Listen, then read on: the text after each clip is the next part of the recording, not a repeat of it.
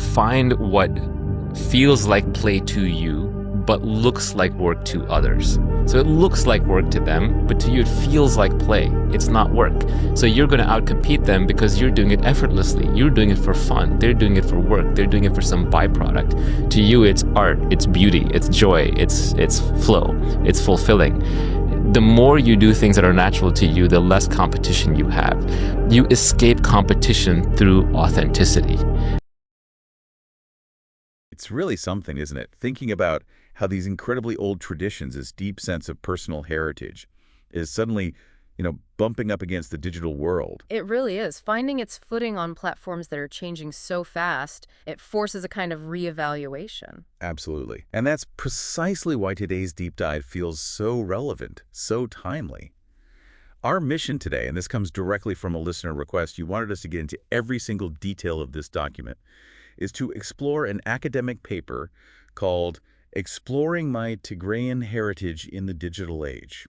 That's right. You wanted the full picture, appreciating the depth, the research, the thoroughness of the author, and the guidance from the professor. And we're definitely going to cover it all, leaving nothing out. We really appreciate that call for thoroughness. So, yeah, we'll break down the whole thing from the acknowledgments right through to the end. Okay, so this paper, it's by Abel Tesfaye-Dumissi, who's a student at the University of Niagara Falls, Canada. And it's for his Intercultural Communication course, DMGC 510 Neg 2, with Dr. Andre Plant. And get this, the date on it, July 26, 2025. Literally today. Wow, talk about current. That's amazing. It really speaks volumes about the assignment structure if it leads to this kind of immediate relevant work. Exactly. It shows how good guidance can really push students. So Abel's paper sets out to explore how digital media is reshaping cultural identity, zeroing in on his own Tigrayan Ethiopian background. And he talks about juggling multiple languages, Tigrinya, the ancient Guys, Amharic, and English, across platforms most of us use daily, like YouTube and TikTok. And he's not just sharing anecdotes. He's using specific learning outcomes from his course, these sort of CLOs, to structure his whole analysis. It sounds incredibly well organized. It is. It provides a really clear framework for looking at his culture, how it appears online, the media's impact, and his own growth in intercultural competence. Should we start at the beginning? Let's do it. And right at the start, before even the main text, there's something you specifically wanted us to highlight. Yeah. The land acknowledgement. Yes, and it's a really important starting point. For anyone maybe not familiar, a land acknowledgement is basically a formal statement. It recognizes the indigenous peoples who have been the stewards of the land where an event or institution, like the university here, is located. It's about respect, history. And acknowledging that ongoing relationship with the land, it's crucial. Absolutely. So what does Abel's acknowledgement say specifically? Well, it explicitly states that the professor, Dr. Plante, Abel himself, and the University of Niagara Falls, Canada, acknowledge they're on the traditional territory of the Haudenosaunee, the Haudihwendorong, and the Anishinaabe peoples. Okay. And it goes on to honor the diverse First Nations, Métis, and Inuit peoples who live in that Niagara region today. That's very specific, and it's not just looking back, is it? There's often a forward-looking commitment, too. Exactly. This one explicitly mentions a commitment to building relationships based on respect, reciprocity, and reconciliation, and also promoting wise stewardship of the treaty lands. Including the professor, the student, and the university. And that statement really sets a powerful tone. It grounds the whole academic exercise in a much broader context of respect right from the outset. It really does. It frames everything that follows. Okay, so after that grounding acknowledgement, Abel basically gives us a map, right? The table of contents. Yep, a clear roadmap, which is perfect because it guides us through our deep dive, too, making sure we hit all the points you wanted covered. So what are the main stops on this map? We've got the introduction, then cultural background, digital representation of culture, the impact of digital media, his personal reflection and connection to global citizenship, then a conclusion, and finally, the references. Very thorough. It feels like he's really anticipated that need for a comprehensive look. Okay, roadmap received. Let's head into the introduction. Right, so Abel kicks off by stating the core idea. Digital media's power to transform how we negotiate, perform, and even try to preserve our cultural identities. And he immediately makes it personal, framing it through his own experience as a Tigrayan Ethiopian who is, as he puts it, living partly online. Exactly. And he brings in that complexity of navigating the four languages: Tigrinya, Geddes, Amharic, English, and his cultural traditions, specifically mentioning YouTube and TikTok as key spaces. And he mentions using those course learning outcomes, the CLOs, as his analytical lens. Yes, using them to structure how he examines his background, its digital life, media's effects, and his own developing intercultural competence.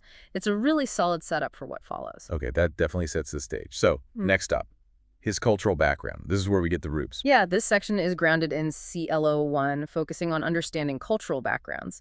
He shares that he grew up in Addis Ababa, Ethiopia's capital, but within a Tigrayan family, and that family life was deeply intertwined with Ethiopian Orthodox Christian rituals. Ah, okay. Does it give examples? Oh, very specific ones. He talks about Meskel. That's a major bonfire festival celebrating the finding of the true cross, held every year on September 26th. He even cites UNESCO. Wow. And he mentions the weekly Syriac Kades, which is the divine liturgy conducted in Ge'ez. Ge'ez is an ancient liturgical language, sort of like Latin in the Catholic tradition. So, Ge'ez isn't spoken day to day?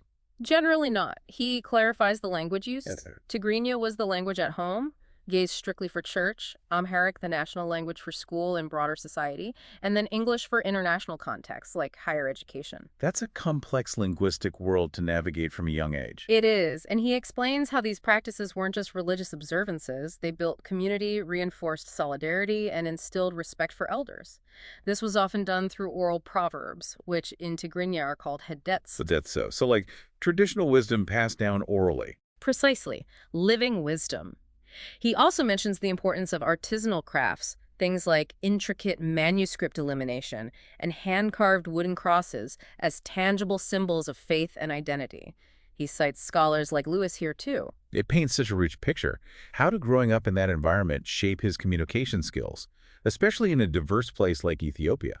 That's a key point he makes. He calls it a bicultural education, which naturally led to early code switching, shifting languages and communication styles depending on the context.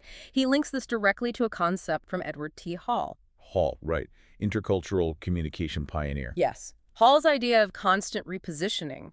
Abel describes how, growing up among Ethiopia's many ethnic groups, Amhara, Oromo, Garage, and others, he was constantly adjusting how he presented his Tigrayan identity, using Tigrinya within his community, Amharic, or English with others. So that experience itself was a kind of real-world intercultural communication training. Absolutely. It laid the groundwork, built that adaptive capacity long before he formally studied it.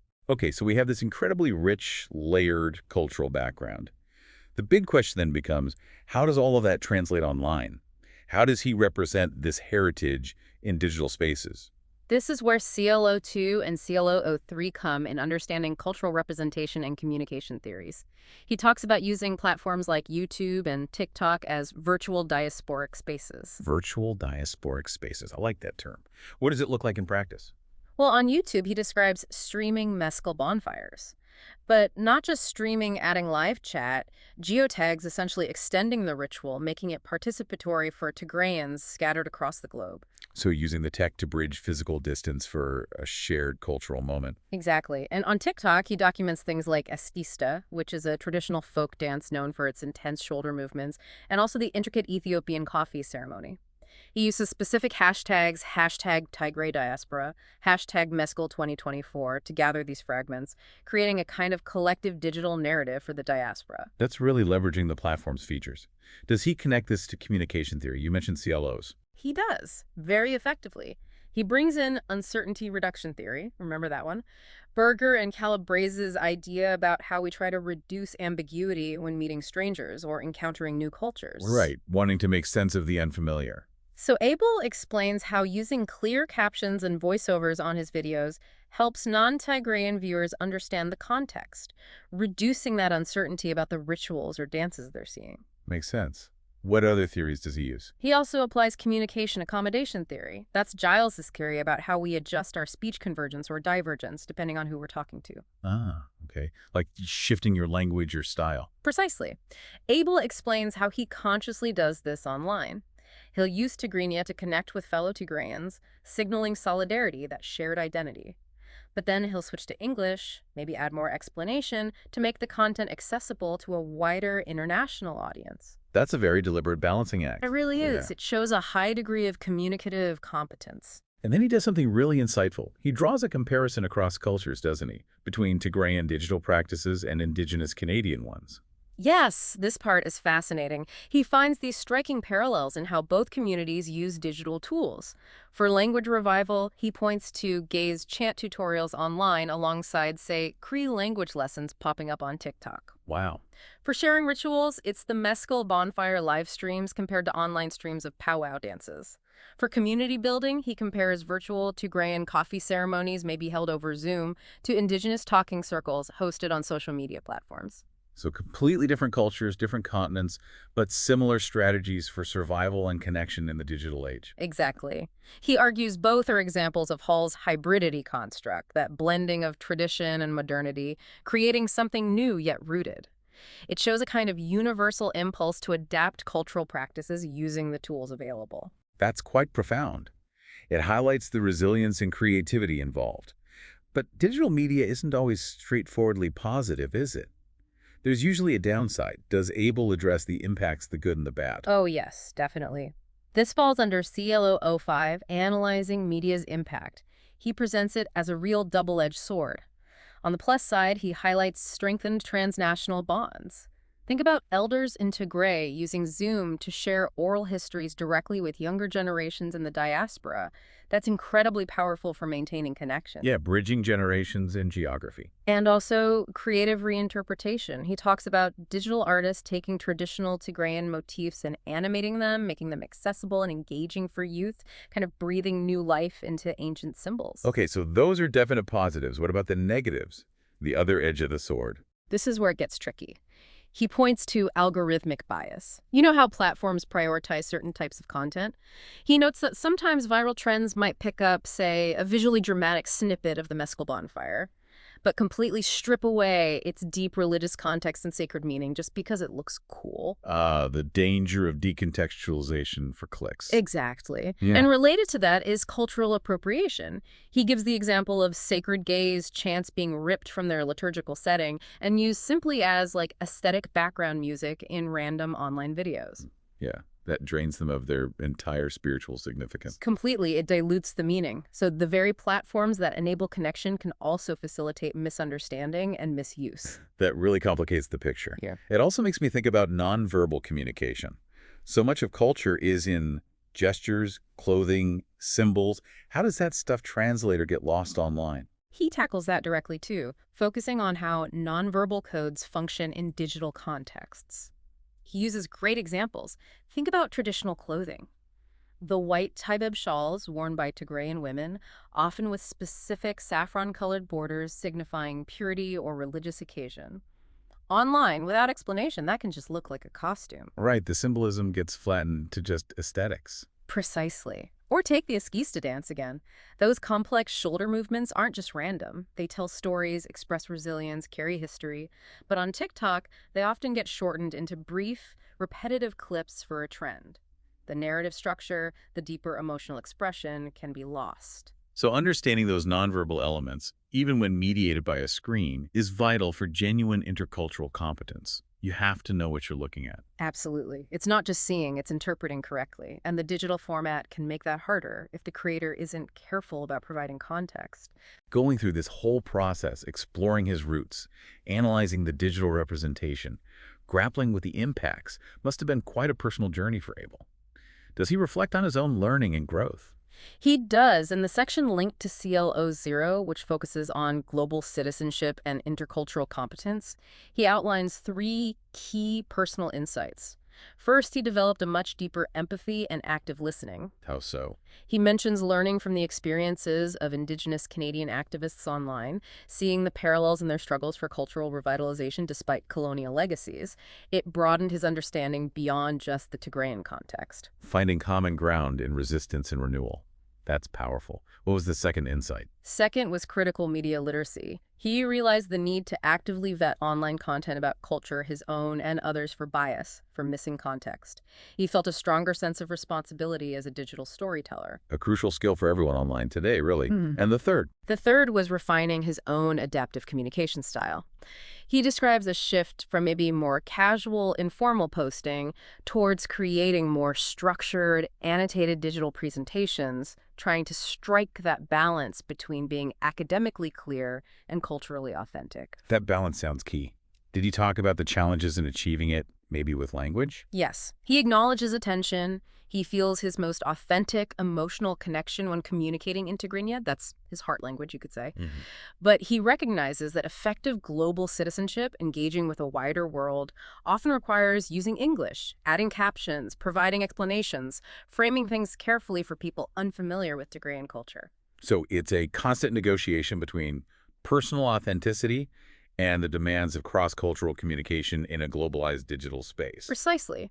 He connects this conscious effort towards accessibility and respectful framing to UNESCO's broader calls for developing inclusive global digital citizenship. It's about bridging those gaps responsibly. That's a really impressive arc of learning. It shows how an academic assignment, when done this thoughtfully, can genuinely foster personal growth.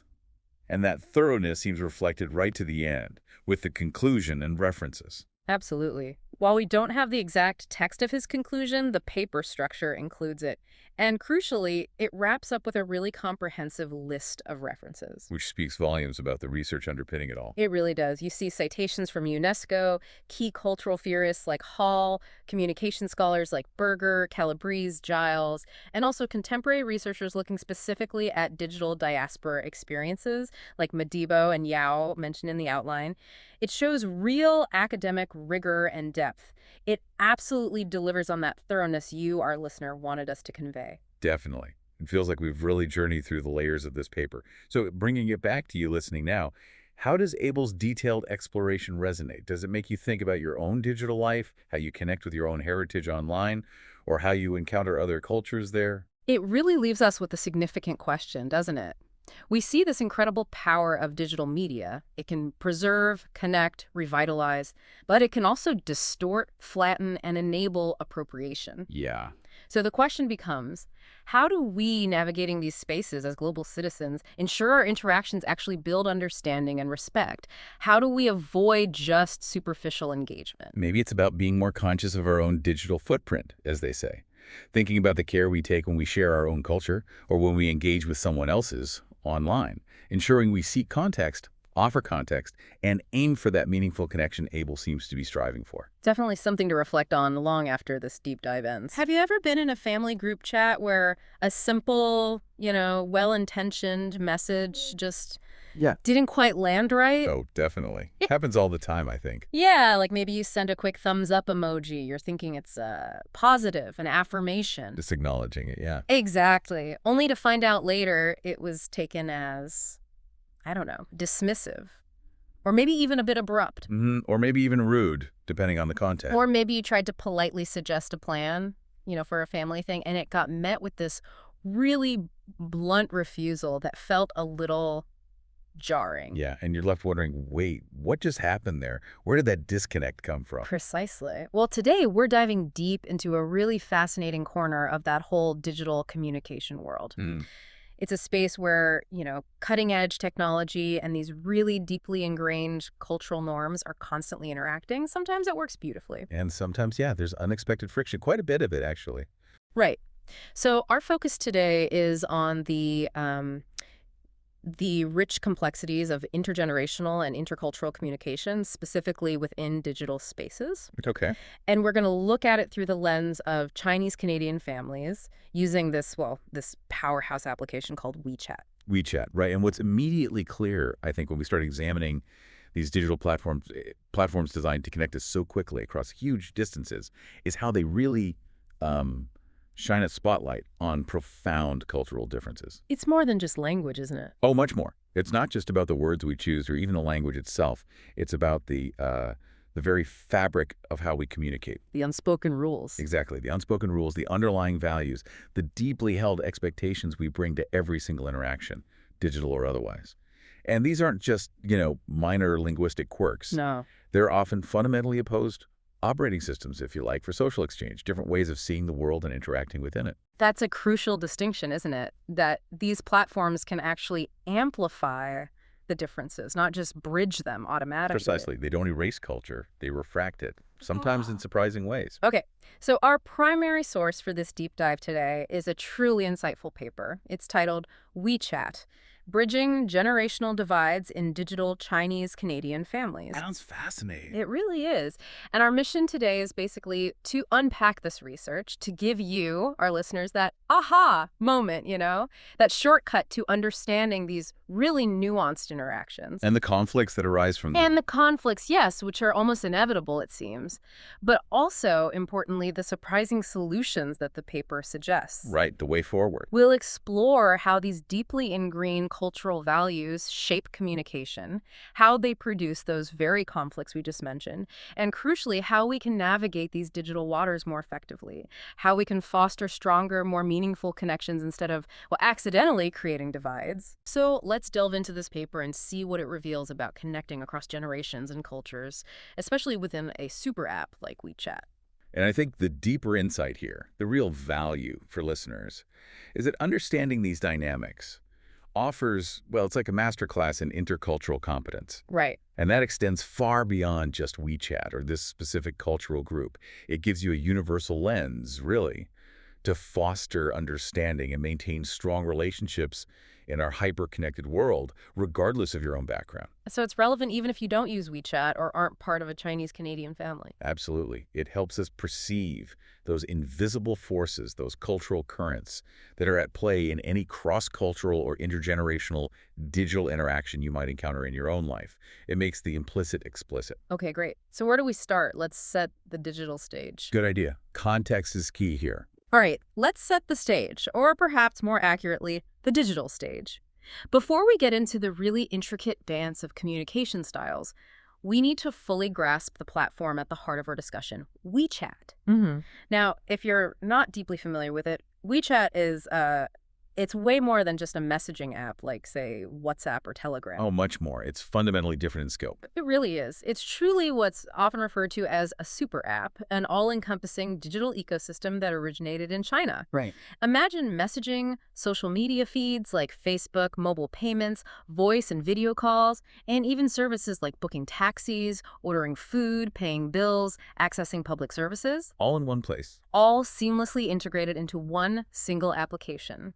Its ubiquity and functionality in China and among the Chinese diaspora worldwide are, they're simply unparalleled. It touches almost every aspect of daily life for many users. It's hard to overstate its importance, really. Yeah, definitely. And for countless first-generation Chinese immigrants in Canada and indeed across the globe, WeChat isn't just, a convenient app. It's an absolutely indispensable lifeline. A lifeline, yeah.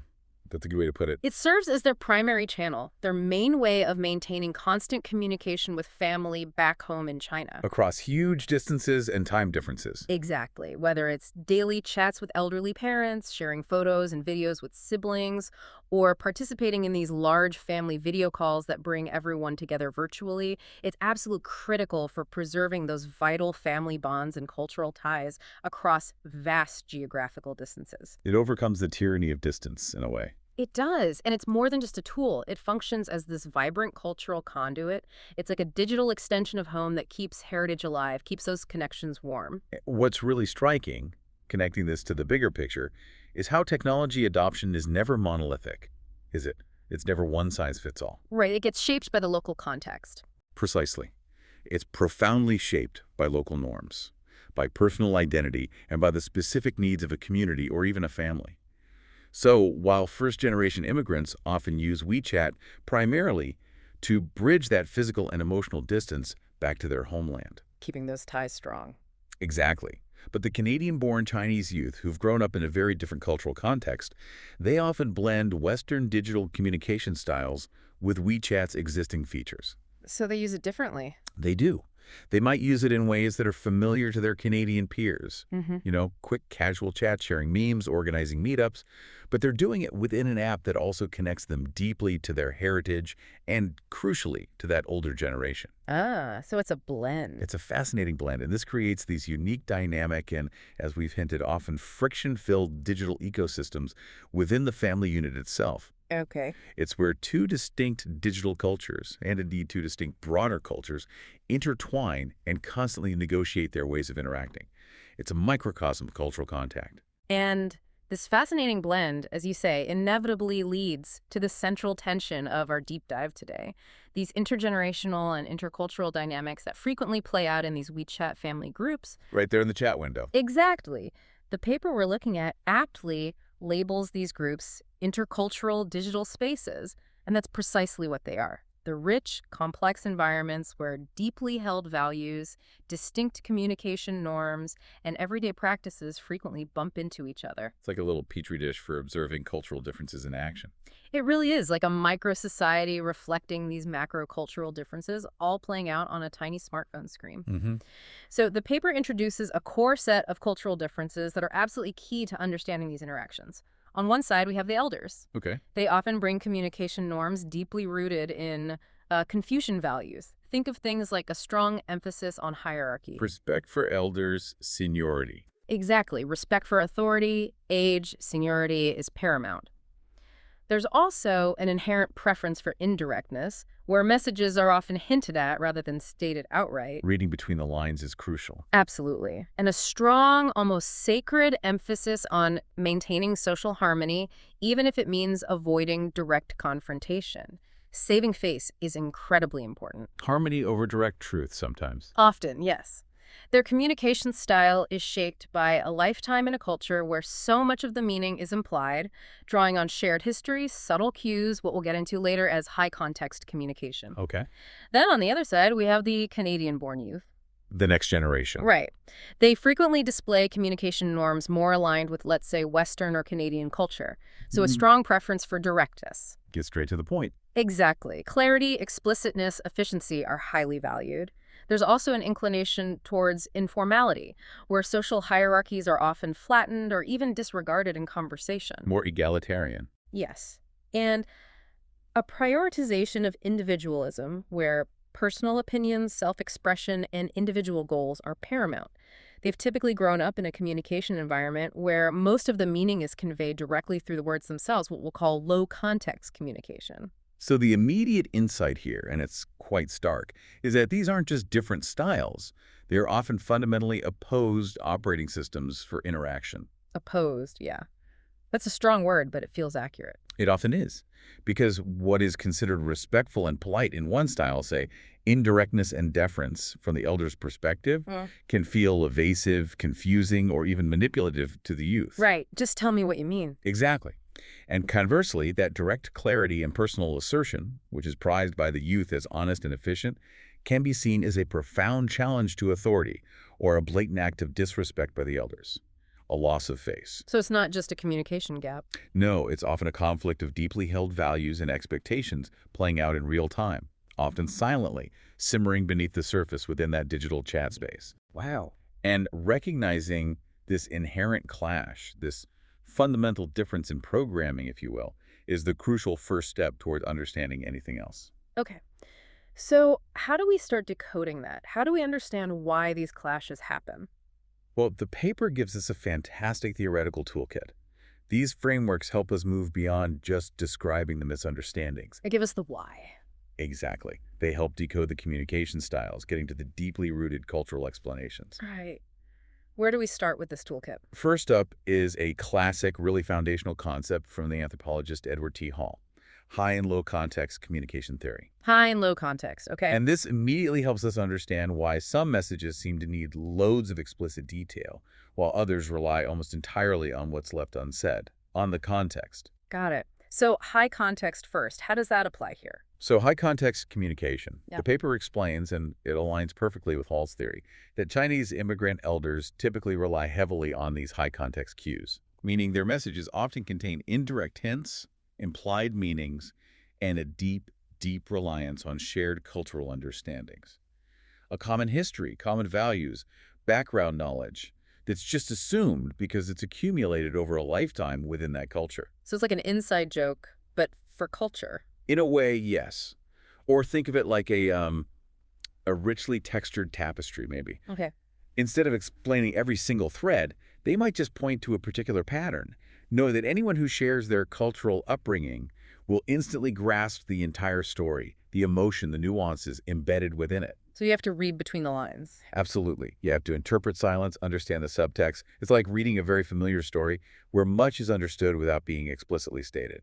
The main effort of communication often lies in the interpretation by the receiver, not just the delivery of explicit words by the sender. Okay, that makes sense. So then low context communication, that's the other side. That's the other side, and it's typically what the Canadian-born youth tend to prefer, reflecting broader North American norms. And that is? That style prioritizes explicitness, clarity, and direct statements. The meaning is primarily conveyed through the words themselves, with minimal reliance on the surrounding context, unspoken understandings, or assumed shared history. So the opposite of the tapestry.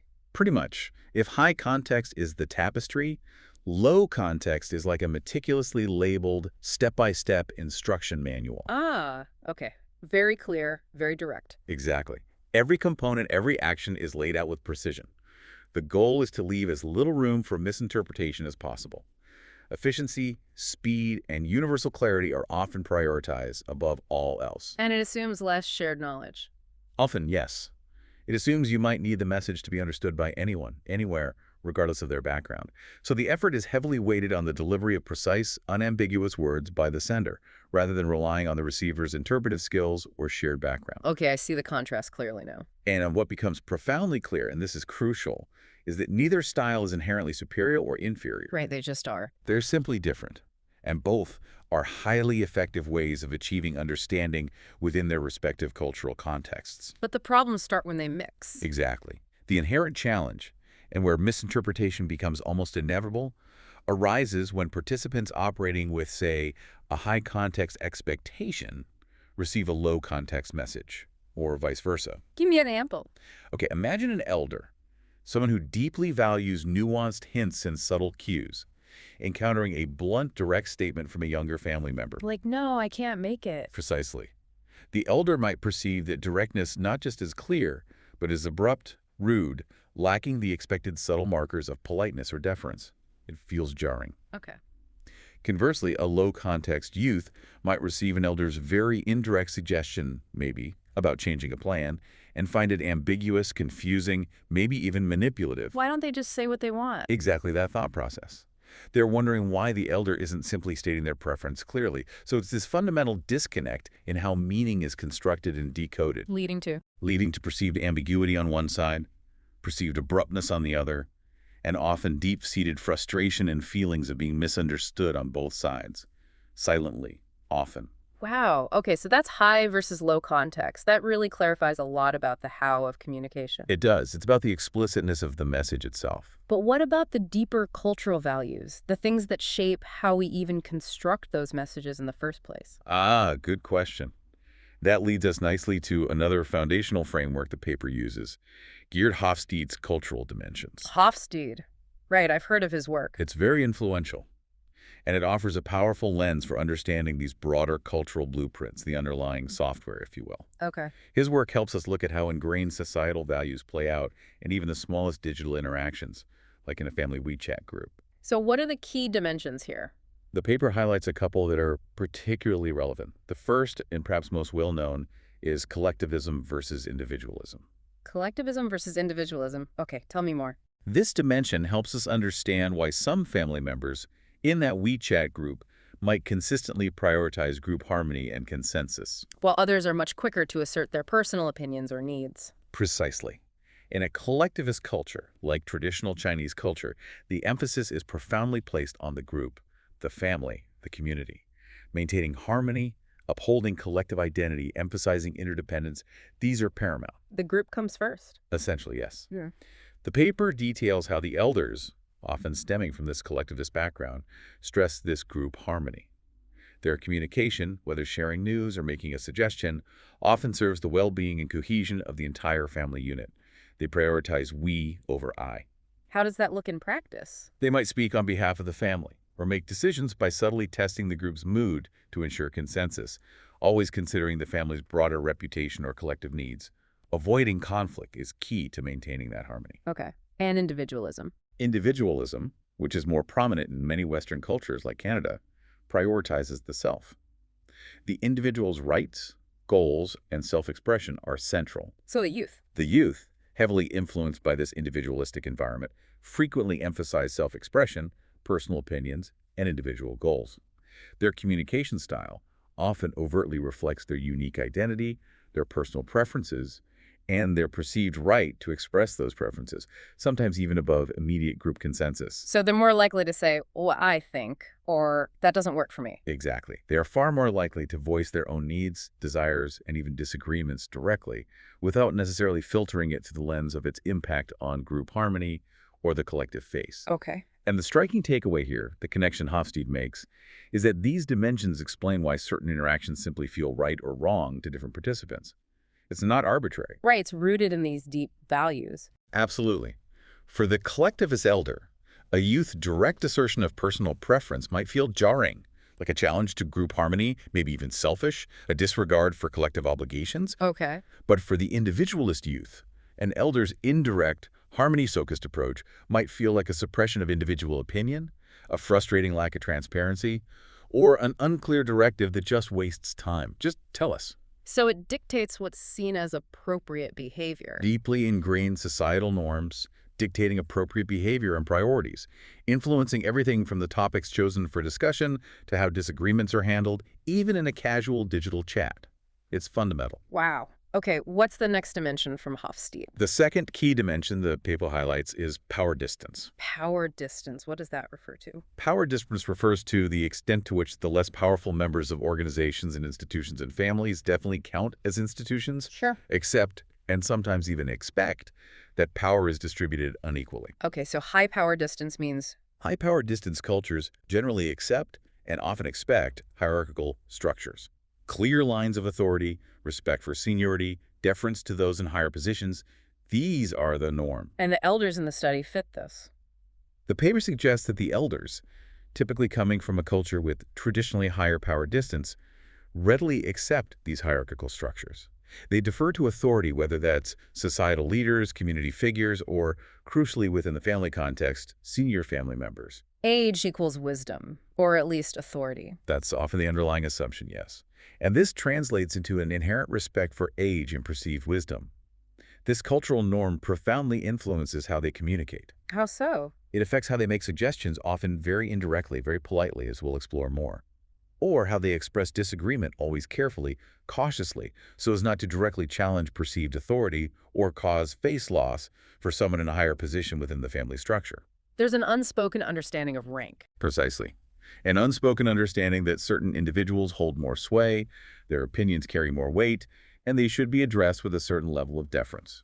Okay. And low power distance. That's the youth. Generally, yes. Youth growing up in a low power distance culture, like Canada tends to be, are more likely to challenge or question hierarchical structures. They expect more egalitarian discussions. Everyone gets a say equally. That's the expectation, more or less. Yeah. Input is valued based on merit, not necessarily on age or status. Direct engagement is acceptable, even encouraged, regardless of perceived status. So a young person might directly question an elder's idea. They might feel entirely comfortable doing so, yes. And importantly, not necessarily out of disrespect in their own cultural framework, but from an expectation of equal participation. They might believe the best idea should prevail, irrespective of who proposed it. They value open, direct dialogue over deferential indirectness. Okay, I can really see the potential for clashes there. Well, absolutely. And what truly emerges from applying this dimension is how it provides a powerful explanation, moving beyond just labeling behavior as polite or rude in a vacuum. Right, it gives the cultural context. It helps us understand why certain behaviors, which seem entirely normal and even polite in one cultural context, can be perceived as deeply disrespectful or confusing in another. Like the elder's indirect suggestion. Exactly. That deferential indirect suggestion, a sign of respect and politeness in a high-power distance context, might be seen by a youth from a low-power distance background as frustratingly unclear, maybe even passive-aggressive, Why the runaround? While the youth's directness Is seen by the elder as bypassing the expected respect protocols, as challenging their authority. It's a fundamental clash of social contracts about how authority, influence, and even common courtesy operate, all playing out in a family chat. It's amazing how deep these frameworks go in explaining everyday interactions. They really do provide invaluable lenses. Okay, so we have context, high-low, we have core values, collectivist individualism, and we have hierarchy, power distance. What else is in the toolkit? There's one more key theoretical framework the paper uses, which ties a lot of this together, especially when things get tense. Toomey's face negotiation theory. Face negotiation. Okay, we touched on face earlier. What does that mean exactly? So when we talk about face in this context, we're not just talking literally. Think of it as your public dignity, your self-esteem, your social standing or reputation within any given interaction or social group. Like maintaining respect. Exactly. It's about maintaining respect both for yourself, self-face, and for others, their face, in social contexts. And critically, cultures differ significantly in how they prioritize and manage face. How does this apply to the elders? For the elders, the paper highlights, drawing on Toomey's work, that they often prioritize other face and mutual face saving. Meaning they worry more about the other person's reputation. Very much so. They are highly concerned with protecting the reputation, dignity, and public image of others in the group, as well as maintaining overall group harmony. This profound concern often leads them to actively avoid direct confrontation or public disagreement.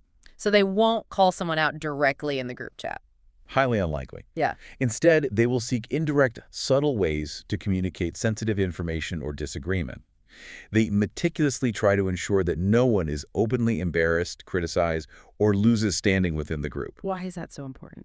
Because a direct challenge, even a well-intentioned one from a youth aimed at clarity, could be perceived as an aggressive act that causes severe face loss, not just for the recipient, but by extension, for the entire group. It disrupts the harmony. Okay, so how does that contrast with the youth? In contrast, the paper suggests Canadian-born youth tend to emphasize self-face. Protecting their own image. Or, rather, asserting their own views and needs. While they certainly understand and value politeness in their own way, their primary focus in communication is often on expressing their own opinions, needs, and individual identities clearly. And they're okay with direct conflict. Generally more comfortable, yes.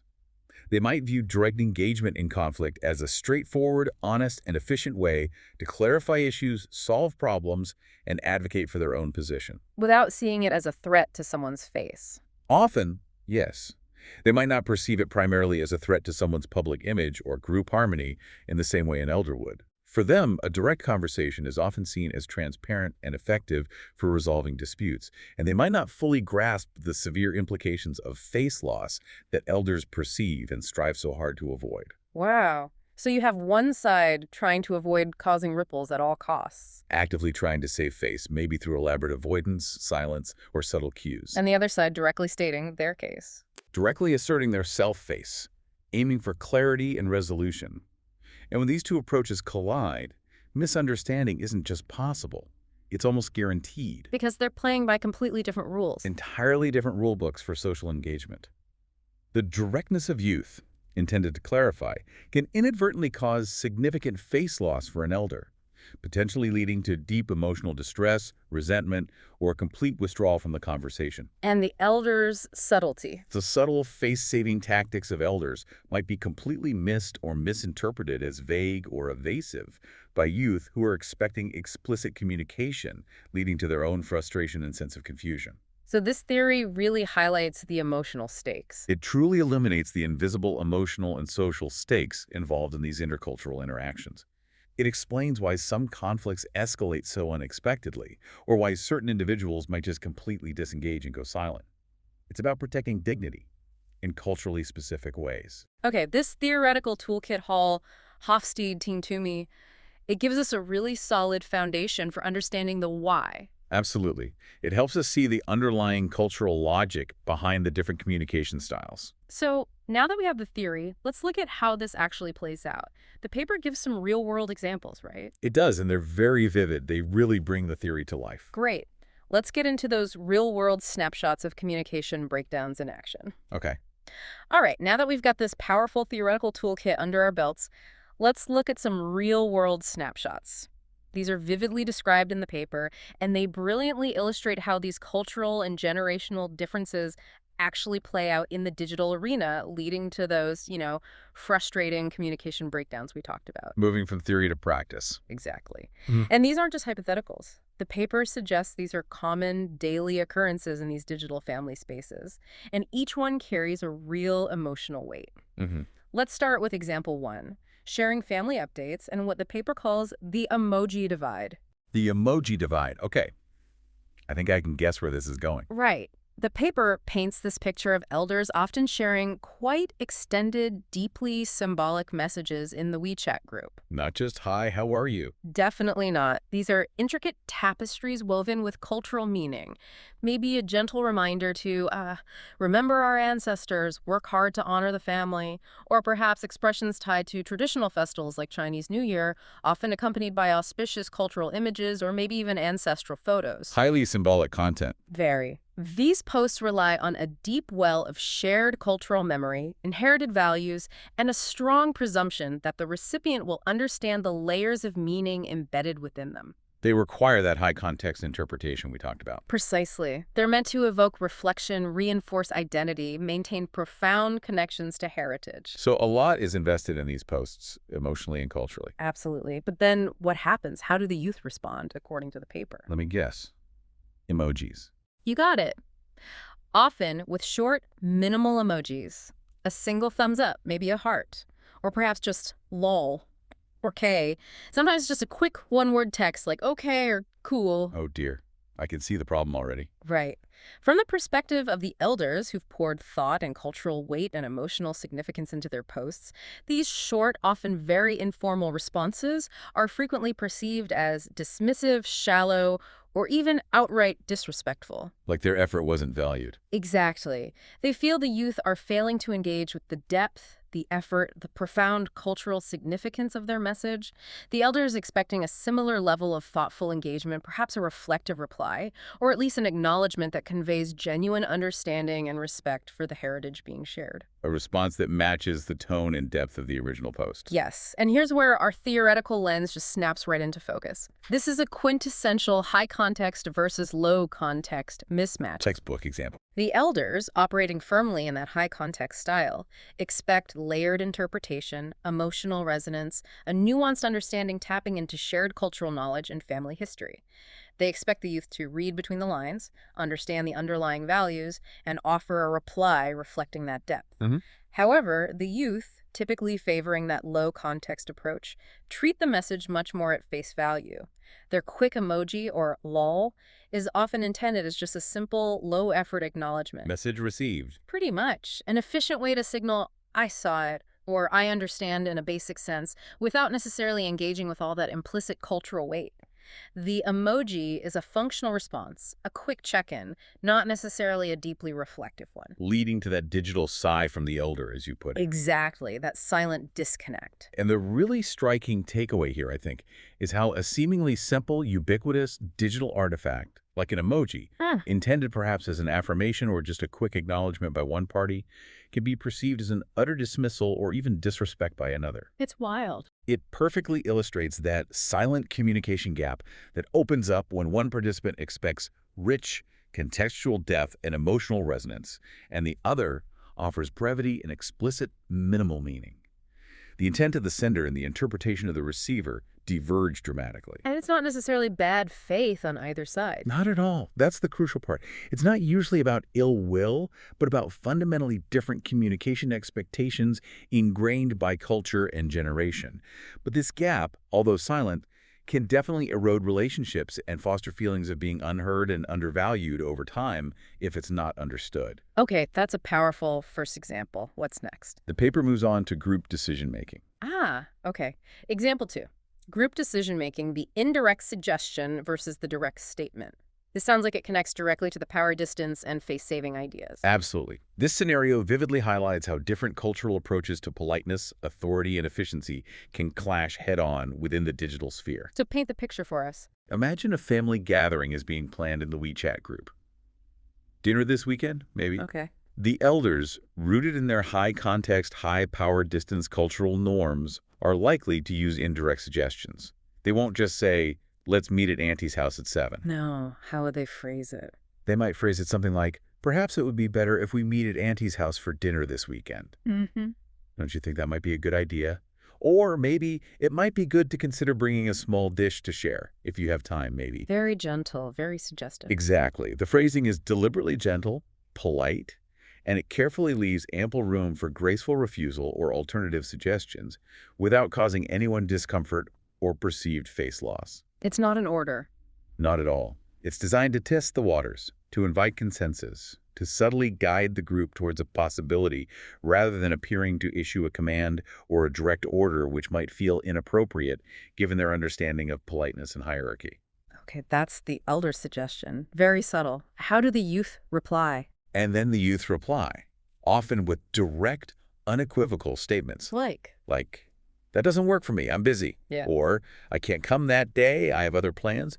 Or maybe even a simple, no, let's meet somewhere else. That place is too far for me. okay, very clear, very direct, efficient. Efficient, yes. Their communication is clear, explicit, and primarily focused on logistical efficiency and their personal schedules or preferences. They're stating their reality without much preamble, without the softening, without the subtle deferential language an elder might implicitly expect. And how does the elder perceive that directness? From the elder's perspective, this directness is often seen as deeply disrespectful, maybe even shocking. Really? Why so strong? They perceive it as a blunt, almost aggressive rejection that disregards their status as an elder, their wisdom, or the subtle politeness embedded in their careful suggestion. Rather, that indirectness was an act of deference and respect, an invitation for a harmonious group decision. Oh. So the direct reply is interpreted as a lack of that same respect, maybe even a challenge to their authority within the family hierarchy, or a blatant disregard for the collective harmony they were trying to foster. It feels like a profound affront, a social misstep, not just a practical disagreement about logistics. Wow. But the youth don't mean it that way, presumably. Presumably not. From the youth's perspective, they often see the elder's indirectness as confusing, inefficient, maybe even a bit manipulative. Why can't they just say what they mean? Exactly that thought process. We're just trying to plan something simple here. They prefer clear, explicit communication to efficiently manage their busy schedules and to ensure everyone is on the same page quickly. They value directness as a sign of honesty and efficiency, not as rudeness. And they might not even notice the power dynamics. They might not even register the subtle power dynamics or the face-saving mechanisms embedded in the elder's suggestion. They might view it simply as a logistical question requiring a straightforward factual answer. Can you make it? No. As simple as that. Okay, so the theoretical lens here is definitely Hofstede's power distance dimension. Absolutely. Clearly at play and creating significant friction. Elders, operating within that high power distance framework, value hierarchical politeness and indirectness as signs of respect for status and age. Their communication implicitly acknowledges and reinforces the established social order. While the youth. The youth, coming from a lower power distance background, expect more egalitarian discussion, where everyone's schedule, preferences, opinions are weighed more or less equally, irrespective of age or perceived status. They value open and direct communication, believing it leads to better, more equitable, and certainly more efficient outcomes for the group. So it really creates this dilemma. A profound dilemma. Is directness always clarity? Or can it sometimes inadvertently cause a deep cultural offense and lead to perceived disrespect that lingers and damages the relationship? And conversely. And conversely, is indirectness always politeness?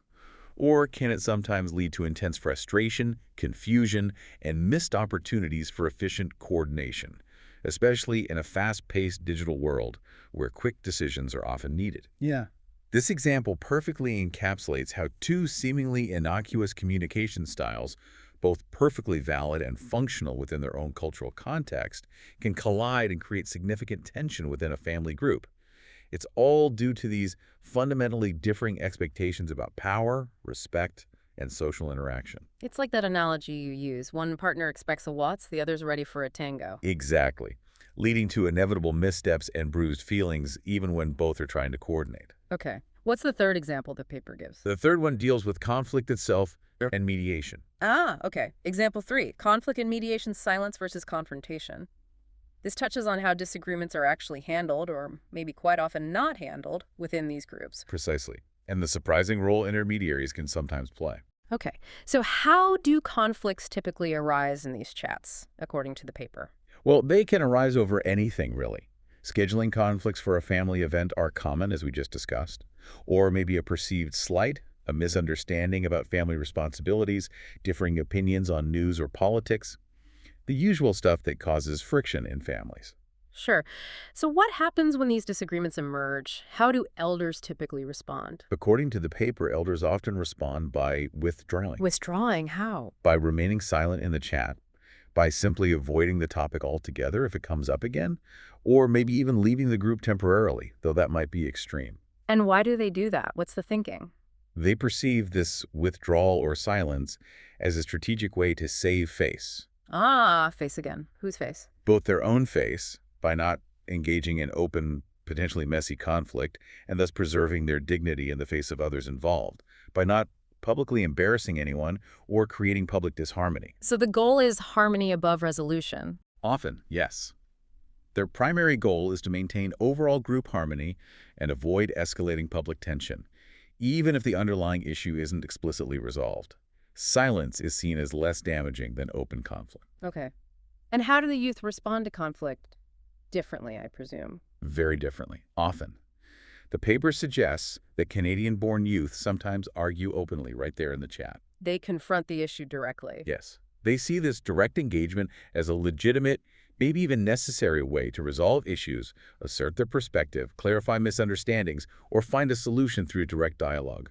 Let's hash it out. But how does that land with the elders? Well, what the youth perceive as healthy problem-solving or honest communication inadvertently escalates tension from the elders' viewpoint. Why? Because the elders see it as a public display of disharmony, a serious breach of politeness norms, and potentially causing severe face loss for everyone involved, especially the person being disagreed with. The open argument itself feels aggressive, confrontational, deeply disrespectful. So it compounds the original problem. Exactly. It adds a layer of cultural offense onto the initial conflict, making resolution even harder. But the paper mentions mediation, a positive element. Yes, it introduces a crucial, almost heroic element here. The occasional role of a bilingual, bicultural mediator. Someone who steps in. Sometimes, when tensions rise or misunderstandings become glaringly apparent, a particularly culturally astute family member, someone fluent in both languages, say English and Mandarin or Cantonese, but more importantly, intimately familiar with both sets of cultural codes, will step in. A bridge figure. A vital bridge figure. This moderator will intervene to reframe the conflict diplomatically. They essentially translate not just the literal words, but the intent, the cultural nuances, the underlying face concerns. So they explain the youth's directness to the elders. Perhaps explaining it as a desire for clarity, not disrespect, and they explain the elders' silence or indirectness to the youth. Perhaps explaining it as an attempt to preserve harmony, not evasion. Precisely. They bridge that communication gap, becoming an invaluable interpreter of cultural meaning, navigating the minefield of unspoken expectations and different conflict styles. That sounds like a really important role. Absolutely crucial when it happens. And the theoretical lens here, it's Ting Tumi's face negotiation theory again. Definitely. Playing out in real-time conflict scenarios. Elders employ avoidance strategies, withdrawal, silence specifically to protect face, their own and others, and to maintain that all-important group harmony, which they believe direct confrontation would shatter. While the youth prioritize self-face. Youth often prioritize self-face, asserting their opinions and needs, and are generally more comfortable with direct confrontation, viewing it as a legitimate way to resolve issues. They're often less attuned to the potential for causing face loss through their directness. Leading to that unintended escalation. Exactly. And the broader implication here, I think, is how deeply embedded these cultural norms for conflict resolution are. They don't disappear under pressure or in digital spaces. They persist. They persist strongly. And that mediator, they aren't just translating words from English to Chinese or vice versa. They're translating intent, cultural meaning, and the underlying stakes of face. Explaining the why behind the what. Precisely. They understand that for an elder, public disagreement might feel like a wound to social standing and harmony. While for a youth, it's often seen simply as a necessary step towards clarity and resolution. It highlights the profound, often invisible impact of cultural context on even the most fundamental human interactions, like how we handle disagreements. It really shows how what one culture sees as a solution, another sees as a major problem. A significant escalation, yes. It's fascinating and quite challenging. Okay, these examples are incredibly illustrative. They really show the theories in action. They do. They make the abstract concepts very concrete. So now that we've seen the clashes, let's summarize. What are the core problems, the main roadblocks to connection that the paper identifies based on all this? Right, pulling it all together into the key challenges. So when these powerful theoretical frameworks high-low context, individualism, collectivism, power distance, face negotiation when they clash, and these distinct communication styles bump into each other within the confines of a WeChat family group, what are the actual tangible problems that emerge? The practical fallout. Exactly. The paper identifies 4 key challenges that act as significant roadblocks to genuine connection and understanding. These are the frustrating outcomes of those theoretical differences we've just spent time exploring. And I think the core revelation, maybe the overarching theme of these challenges, is how a seemingly simple message, a text, an emoji, a suggestion, becomes this complex, often coded interaction. Right. And the intended meaning gets frequently lost in translation. Not a translation of language necessarily, but of deeply ingrained cultural contexts and expectations. It's a silent misfire. And those misfires add up. They absolutely do. They can gradually erode trust, warmth, and connection if they aren't addressed or understood. Okay, so what's the first specific challenge the paper identifies? The first one is fundamental. Misinterpretation of intent. Misinterpretation of intent. Okay. And as you mentioned earlier, it's a critical two-way street. It goes both ways. How so? Well, the youth, being generally more accustomed to low-context communication, often misread those symbolic high-context posts from elders. You know, the culturally rich messages about heritage or family values. Yeah, the ones that aren't just logistical. Right. The youth might see them as irrelevant, maybe overly traditional, maybe just not engaging. They might just scroll past them or offer that minimal emoji we talked about, completely unaware of the deep significance and emotional investment the elder intended. So they miss the meaning. They miss the intended depth. And conversely, the elders frequently misinterpret the direct, low-context replies from youth. Those short, explicit statements or simple emojis They see them as outright disrespect, perhaps dismissiveness, or a stark lack of engagement. They fail to understand that the youth might simply be prioritizing efficiency, clarity, or acknowledging the message in their own culturally normative communication style. So both sides are reading the signals wrong. Exactly. It's this constant, often silent cycle of misreading each other's intentions and signals, leading to mutual frustration and feelings of being misunderstood or undervalued. And neither side necessarily knows why the other is reacting that way. Often not, which creates this subtle but pervasive tension. It's like a foundational crack in the bridge of communication between generations. Okay, that makes sense. What's the second challenge? The second challenge flows directly from that. Generational tension. Tension specifically linked to generation. Yes, particularly stemming from those differences in hierarchy expectations we discussed with power distance. That clash between high and low power distance cultures creates palpable conflict, especially when it comes to authority in group decisions or discussions. How does that tension manifest? Well, the elders, often rooted in that higher power distance culture, expect their wisdom, their life experience, their position within the family hierarchy to be respected. They expect their suggestions to be treated with a certain deference and consideration. So when youth challenge these implicit hierarchies, or make direct counterstatements without the expected softening or politeness cues, the elders feel that their wisdom, their efforts, or their very position is being disregarded. This leads to profound feelings of disrespect, or even a public loss of face. And the youth feel. On the other hand, the youth, often coming from that lower power distance background, frequently feel that their voices aren't being heard equally. They feel their opinions might be overlooked, or that they're expected to simply defer to elders without the chance for open, egalitarian discussion. Which feels unfair to them. Exactly. They perceive it as unfair, inefficient, maybe even stifling to genuine communication and problem solving. So this next challenge really gets to the heart of those unspoken power dynamics within the chat, doesn't it? It absolutely does. It's not just about what you say, but who has the perceived right to say it, and how it's expected to be phrased and received based on your position. Right. This tension isn't just about the content of the message itself, but about the implicit power dynamics embedded within the interaction. It becomes a subtle struggle over whose communication rules dictate the group's operation and ultimately who feels valued and heard. Okay, that's a big one. Generational tension rooted in power distance. What's the third challenge? The third challenge is fascinating and often overlooked. Nonverbal code misalignment. Nonverbal. In a text chat, you mean like emojis? Exactly. Primarily emojis and memes, those digital forms of nonverbal communication. The paper points out that these elements, which are so frequently and naturally used by youth, often do not carry the same meaning or emotional weight for elders. We talked about the thumbs up example. The thumbs up emoji is the prime example cited in the paper, and it's perfect. For many youth, it's a simple, universally understood sign of approval, agreement, or a quick, got it, efficient and positive in their view. But for elders, especially those accustomed to more elaborate politeness strategies, indirect communication, and a strong emphasis on formal respect, that single thumbs up can be perceived very differently. It might feel abrupt, dismissive, maybe even condescending. Why condescending? Perhaps because it fails to convey the appropriate level of respect, engagement, or gratitude that they expect in response to their message or effort.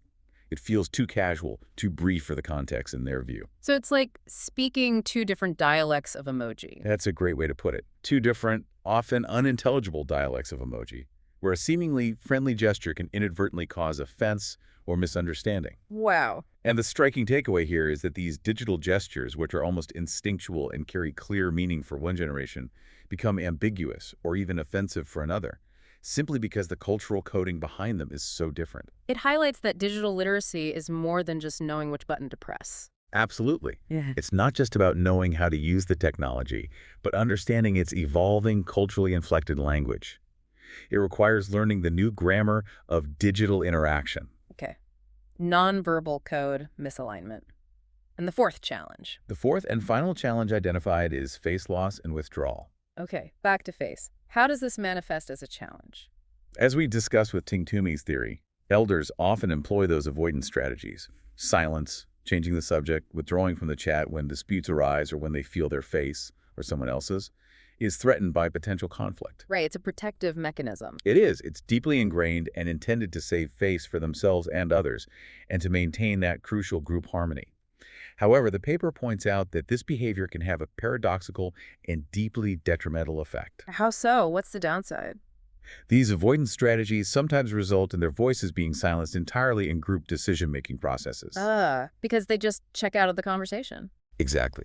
If they withdraw from the discussion to avoid conflict or save face, their opinions, their valuable wisdom, their preferences are simply not heard or considered by the younger generation, even if the decisions being made directly affect them. So they lose their influence. They lose their influence, they can feel marginalized, unheard. This leads to profound frustration, feelings of powerlessness, and ultimately disengagement on their part, which ironically further widens the generational and cultural gap within the family chat. So the very act of trying to be polite and maintain harmony, driven by deep cultural values, can paradoxically lead to a complete breakdown in communication, a loss of important perspectives from the elders, and this deep sense of isolation and powerlessness for them. That's a truly tragic outcome, isn't it, for everyone involved? It really is. A tragic outcome of well-intentioned but culturally misaligned communication strategies. So there's four challenges together: misinterpretation of intent, generational tension, nonverbal code misalignment, and face loss and withdrawal.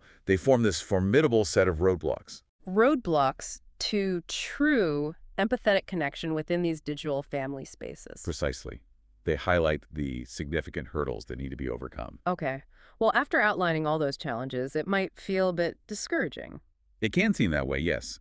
The potential for misunderstanding is quite high. But the good news is the paper doesn't just leave us there, right? It offers solutions. Thankfully, no. It's not all doom and gloom. The paper offers some incredibly insightful, really practical strategies to actually bridge these divides. Okay, good. Let's hear them. And these strategies aim to transform that potential conflict into a powerful opportunity for connection, for mutual learning, and ultimately for deeper family harmony. So turning the challenge into an opportunity. Exactly. These aren't just theoretical fixes. They are actionable approaches that families can consciously adopt to foster greater understanding and truly enrich their digital interactions. All right, let's dive into these solutions. What's the first one? The first strategy involves fostering cultural mediation roles. Mediation, like we saw in the conflict example. Precisely. This introduces the powerful idea of consciously appointing, or at least recognizing and empowering, specific bilingual and bicultural moderators or bridge figures within the family group. Why are they so crucial? They're absolutely crucial because they're not only fluent in both the linguistic code, say, English and Mandarin or Cantonese, but more importantly, they are intimately familiar with the distinct cultural norms and communication styles of both the elders and the youth. They understand both worlds. They deeply understand the nuances of high context and low context communication, the subtle implications of power distance, and the intricacies of face negotiation in both cultural settings.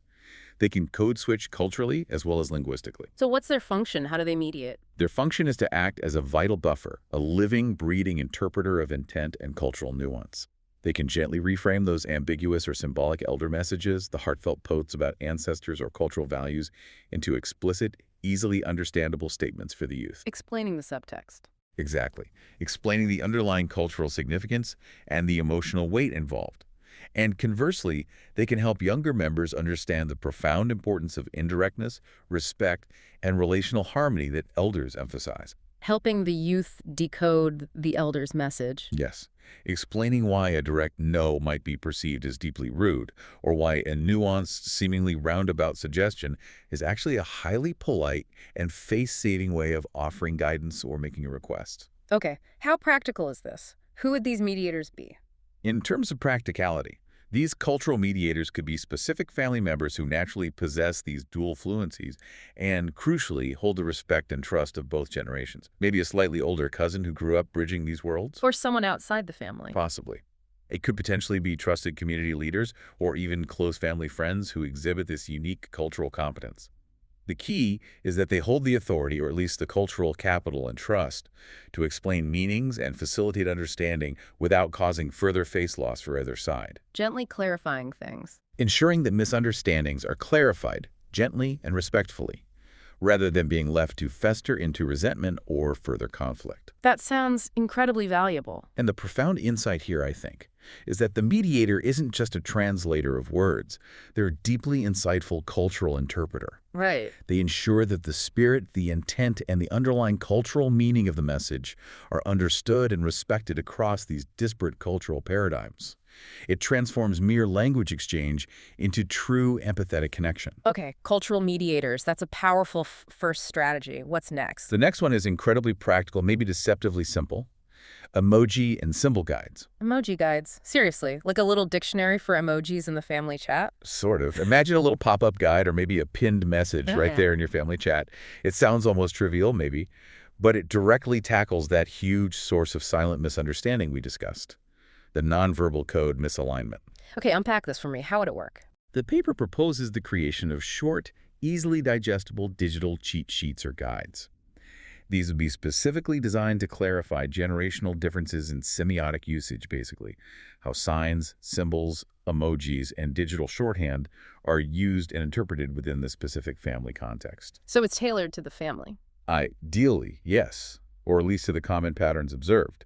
Because, as we established, emojis and memes, while seemingly trivial and used instinctively by youth, carry layered meanings that can differ drastically across cultures and generations. Right, the thumbs up example again. Exactly. For youth, thumbs up approval, got it. Positive, efficient. But for many elders, especially those steeped in more formal communication norms, it can appear dismissive, abrupt, lacking respect. So the guide would explain that. Precisely. A simple guide could explicitly state something like, friendly reminder. For our elders, a quick thumbs up might sometimes feel too informal or brief.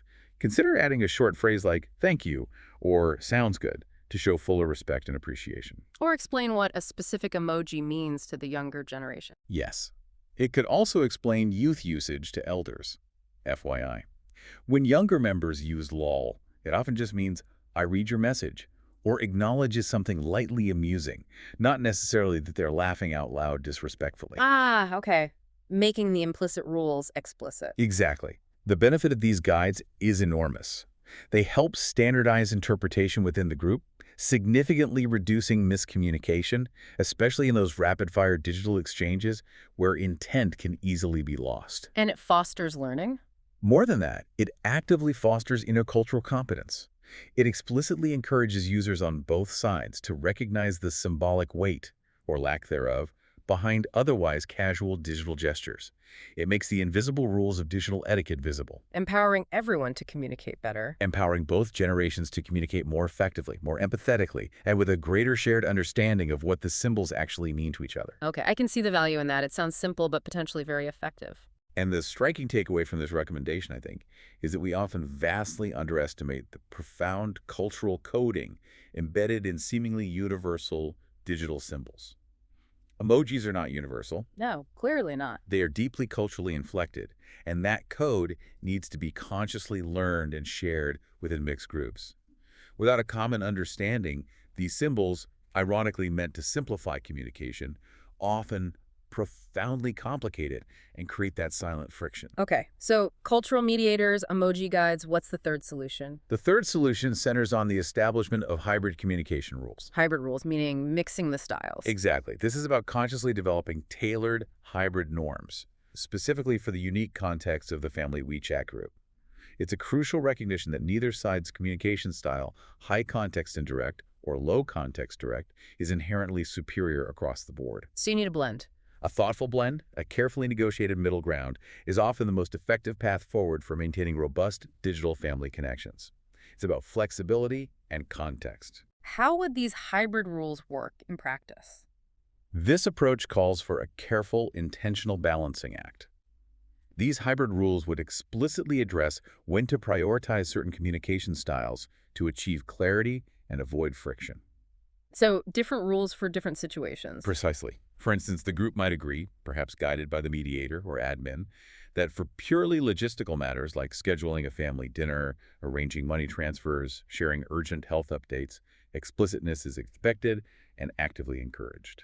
Get straight to the point for practical stuff. Right. In these situations, youth would be implicitly or even explicitly given permission to use their direct, low-context style. And importantly, elders would understand that this directness is for efficiency and clarity in that specific context, not an act of disrespect. Okay.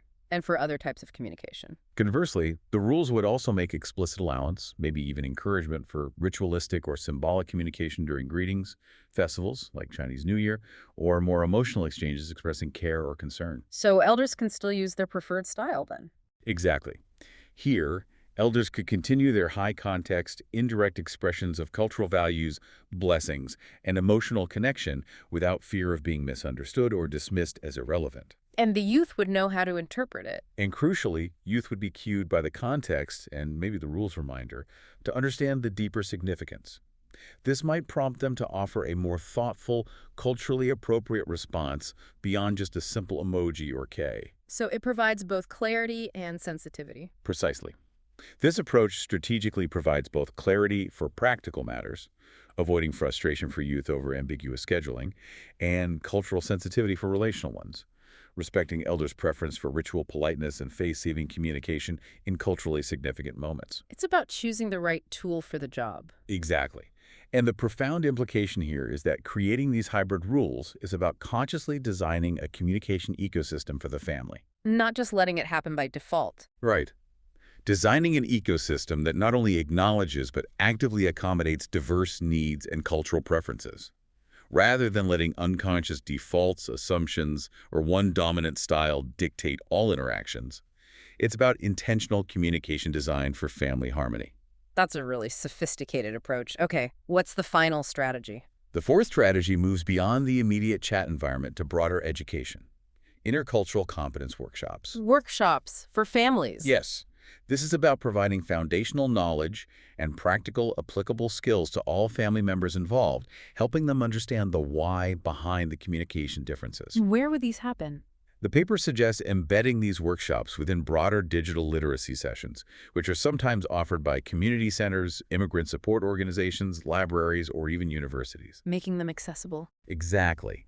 The goal is to make this kind of crucial learning accessible and integrated into existing community support systems, reaching those who might benefit most, both elders adapting to new digital norms, and youth needing to understand heritage communication styles. What would these workshops cover?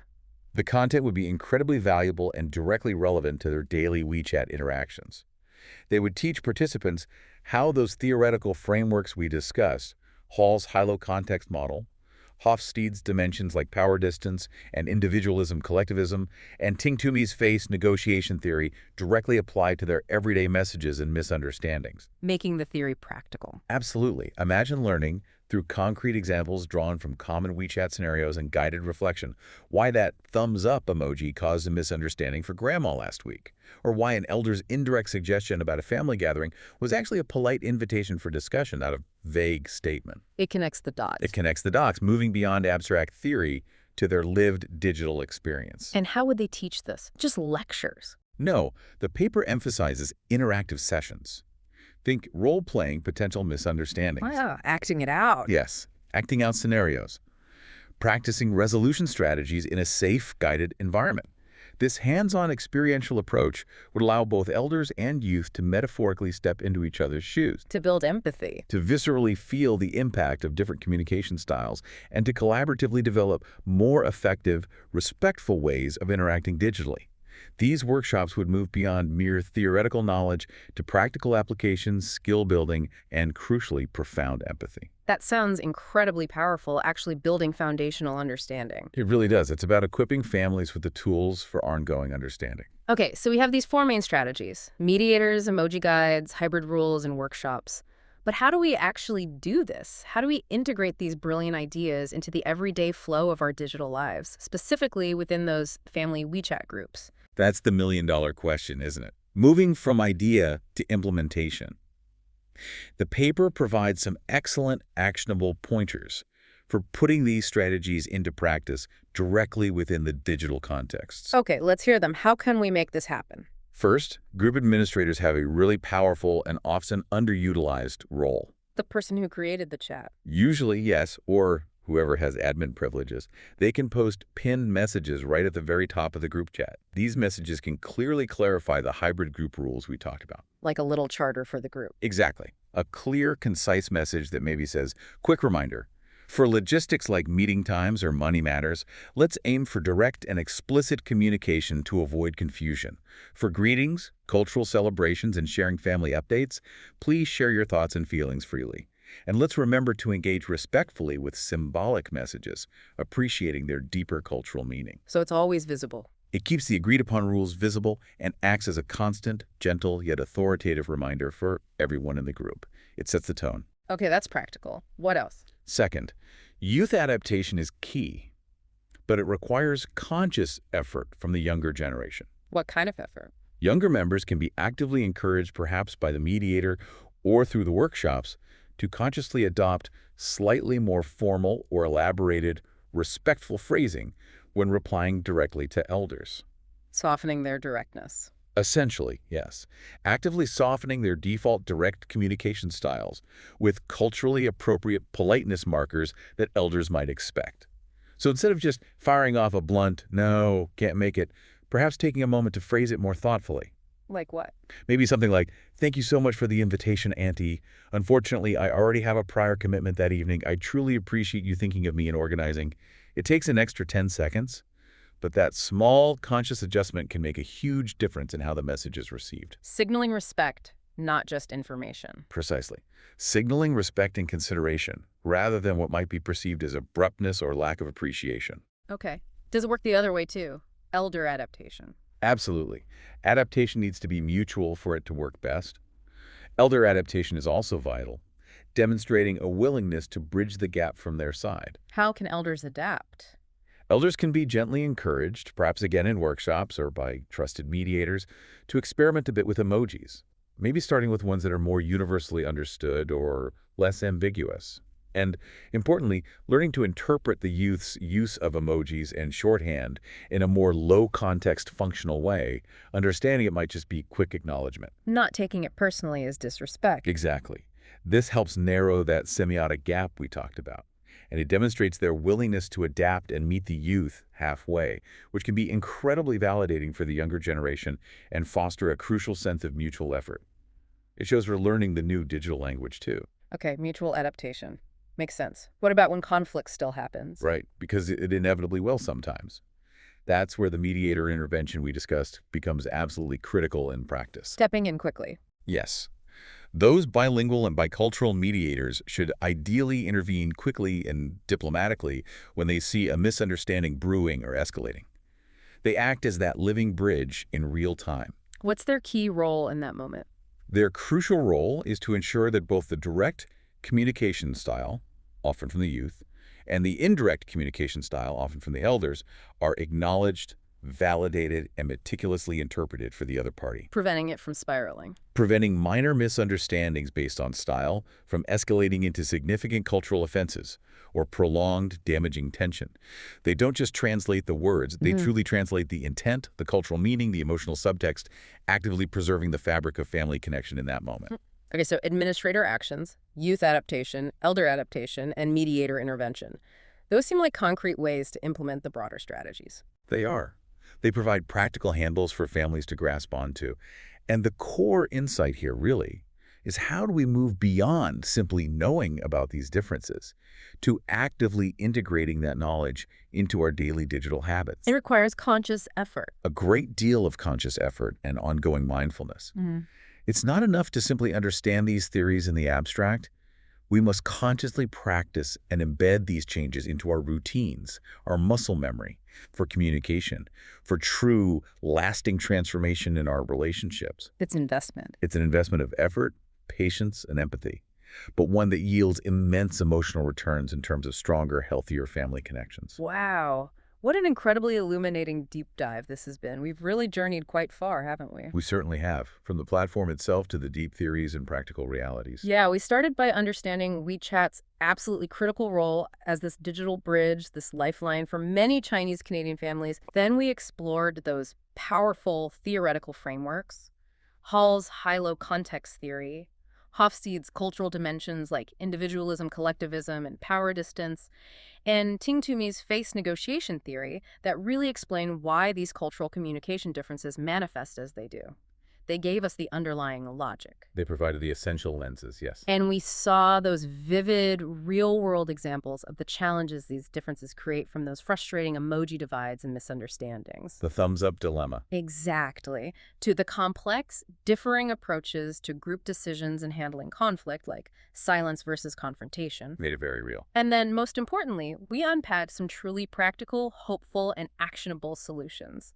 Things families can actually do. Right. Moving towards positive change. From establishing those crucial cultural mediators and creating shared symbol guides, to implementing hybrid communication rules tailored to the family, and offering intercultural competence workshops to build foundational understanding. A whole suite of potential interventions. It really is. And I think, as you said earlier, what we've unpacked today isn't just about WeChat or Chinese Canadian families, is it? Not at all. It feels like a powerful and universal lens through which we can view any intercultural, intergenerational digital communication we might encounter in our own lives, whatever platforms we use or backgrounds we come from. Absolutely.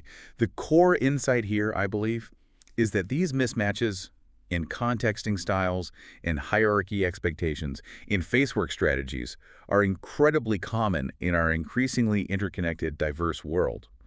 But they should absolutely not be seen merely as insurmountable obstacles or sources of inevitable frustration. They're opportunities. Instead, they represent valuable opportunities. Opportunities for profound growth, for developing essential intercultural competence, a key skill in the 21st century, and for fostering greater digital inclusivity within our most cherished relationships, like our families. So by using these strategies, By thoughtfully integrating strategies like cultural mediators, shared symbol guides, consciously established hybrid communication rules, and ongoing competence workshops or learning, communication can truly transform.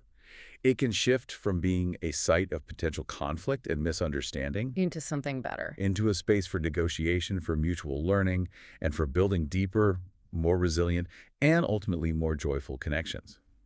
But it does require that conscious effort, that willingness to understand, and that empathy from all sides. But the payoff seems huge.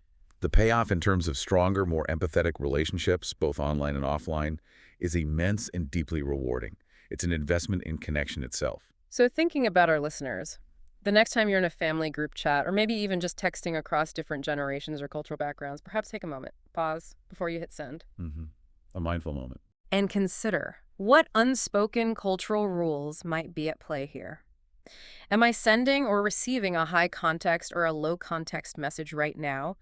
What might the power dynamics or the face considerations be for the other person involved based on their background or generation? Asking those diagnostic questions. Exactly. And then ask yourself, what small conscious shift could I make in this moment? Maybe it's choosing a more thoughtful, culturally aware reply than just that quick default emoji. Or maybe it's just taking a moment of reflection before you react to a message that feels abrupt or confusing. Could that small shift bridge a potential divide? Could it create a deeper, more empathetic connection? Perhaps that quick internal check of your assumptions or a conscious choice of phrasing based on what we've discussed today could transform your own digital interactions, making them richer, more understanding, and truly more connective. And this profound reflection, I think, raises an important final question for you, the listener, to take away and ponder. How might consciously understanding and actively applying these dynamics, the nuances of context, power, face, individualism, collectivism, how might that not just improve your individual communication efficiency, but how might it profoundly enrich all your relationships? Beyond just avoiding conflict. Beyond just avoiding conflict, how might it deepen your appreciation for cultural nuances, for the beautiful complexity of human interaction, both online in your chats and offline in your daily life? Consider the positive ripples you could create by actively applying these insights, turning everyday digital interactions into powerful opportunities for genuine, heartfelt connection across Welcome back differences. to the deep dive. Okay, today we're doing something a bit different. Yeah, how so? Well, normally we grab, a bunch of articles, maybe some reports, news clips, all that stuff, to give you the shortcut. Right, the usual mix. Exactly. But for this deep dive, our main source, it isn't a news report or some published paper. It's actually an academic assignment, a really, really detailed one. An assignment. Okay, that is different. Intriguing. It is. It's called Assignment 1, Navigating Ethical and Legal Landscapes in Digital Media. And honestly, it's impressive stuff. So we have to give a big shout out right up front to the person who put this together, Abel Tesfaye-Demisi. The UNF ID is NF1020855. Got it. This was for the course Foundations of Digital Media, DMGC 500-3, guided by Professor Dr. Gunjit Arora Mehta at the University of Niagara Falls, Canada. Wow. Okay, so what's fascinating there, I think, is just how much ground a single, really well-researched assignment like that can cover. I mean, this document, which came to us through the system we use for these deep dives, it lays out some critical issues in a really structured way. It really does. Shows the kind of effort that goes into work like this. So our mission today, we're going to pull out the key nuggets, the big takeaways from Abel's paper. If you want to understand the challenges, the solutions proposed, basically see how diving into this one assignment gives you, our listener, a fantastic shortcut to getting up to speed on the whole complex world of digital media. Ready to unpack this? Let's do it. So what hits you immediately reading Abel's paper is the depth. Right from page 1. It starts with a really powerful land acknowledgement. It's not just jumping into tech issues. It sets this tone, this context of responsibility right from the get-go. It makes you stop and think. It really does. And the specifics are important here. Abel's paper acknowledges that the University of Niagara Falls, Canada, where this work originated, is on the traditional territory of the Haudenosaunee, the Haudenosaunee, and the Anishinaabe peoples. Right. And it goes further, honoring the diverse First Nations, Métis, and Inuit peoples there, and stressing a commitment to building relationships based on respect, reciprocity, and reconciliation. Which is vital. Absolutely. It mentions the Niagara region is treaty land and emphasizes standing with Indigenous peoples for wise stewardship. So like you said, it's not just ticking a box. It really grounds the whole discussion that follows in an ethical framework, a sense of responsibility before we even get to the digital stuff. Totally agree. And having set that foundation, Abel's paper then dives right into Part A, which is all about the major ethical considerations in digital media. This is where it gets really interesting, tackling some big, thorny issues. Yeah. The first big one is truthfulness and transparency. And, the paper immediately brings up the huge issue of misinformation. Which is everywhere, it seems like. Yeah. It really does. The prime example used is the whole Cambridge Analytica scandal. Remember that? Millions of Facebook profiles harvested, basically without real consent, to target political ads. Oh, yeah, that was massive. Massive. And the paper analyzes this using ethical frameworks from a utilitarian viewpoint, looking at the greatest good, or in this case, harm. It caused huge social damage, undermining elections, eroding trust. The fallout was significant. Right, the big picture harm. Yeah. But wasn't there also a more sort of individual ethical violation involved? How did the paper frame that? Exactly. From a deontological perspective, which focuses more on duties and rules, like don't treat people as objects, Abel's paper argues individuals were essentially used as means to an end. Their autonomy wasn't respected. Okay. And Facebook's lack of transparency about how data was being used, that was a key failure, leading to this global backlash. The paper suggests solutions like clear data use dashboards, better user permission controls, and independent third-party audits. Things we're still talking about needing today. We are. And it doesn't stop there. The paper also touches on the rise of AI-generated misinformation, deepfakes. It stresses the ethical duty of creators and platforms to protect truth, especially when public well-being is on the line. Yeah, deepfakes are scary territory. Okay, so after truthfulness, the paper moves to fairness and diversity, specifically tackling bias in AI. This feels incredibly relevant right now. Hugely relevant. The paper highlights the Gender Shades project that was Buolamwini and Gerbru's work, which famously showed how biased commercial facial recognition systems were. I remember hearing about that. The results were pretty shocking, weren't they? They really were. Abel's paper cites the figures. Error rates for identifying darker-skinned women hit almost 35%, while for lighter-skinned men it was less than 1%. Think about that disparity. Wow, 34.7% versus 0.8%. That's stark. It's incredibly stark. And applying a Rawlsian justice framework which emphasizes fairness, especially for the least advantaged, this kind of bias, is deeply problematic. Because if these bias systems are used in things like, say, hiring or policing, they just reinforce existing inequalities. Or make them worse. Precisely. So what can be done? The paper stresses things like inclusive design, making sure diverse teams build the tech and social accountability.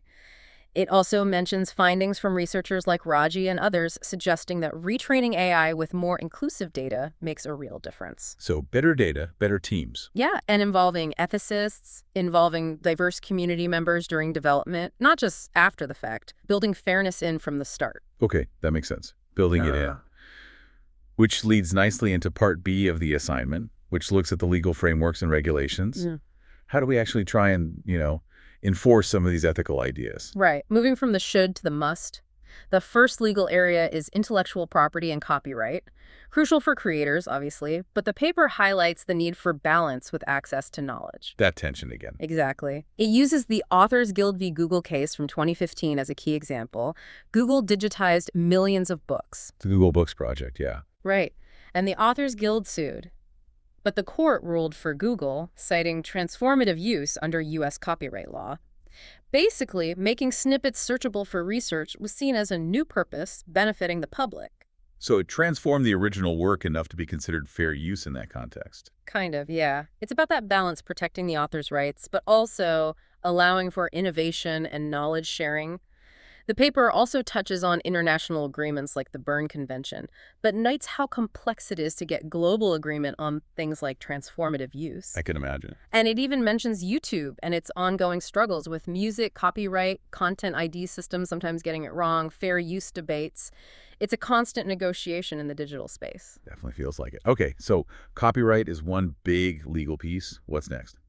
The big one. Privacy and data protection. Yep, absolutely critical for everyone online. Abel's paper zooms in on key laws like Europe's GDPR, General Data Protection Regulation, and the CCPA, California Consumer Privacy Act. We hear those acronyms a lot. What are the core ideas the paper highlights? For GDPR, it points to core principles laid out in Articles 5 to 7. Things like data minimization, only collect what you need, purpose limitation, only use it for the stated reason, and needing explicit consent. Consent being key. Very key. And the powerful right to be forgotten, letting you ask for your data to be deleted, which is mentioned in Recital 39.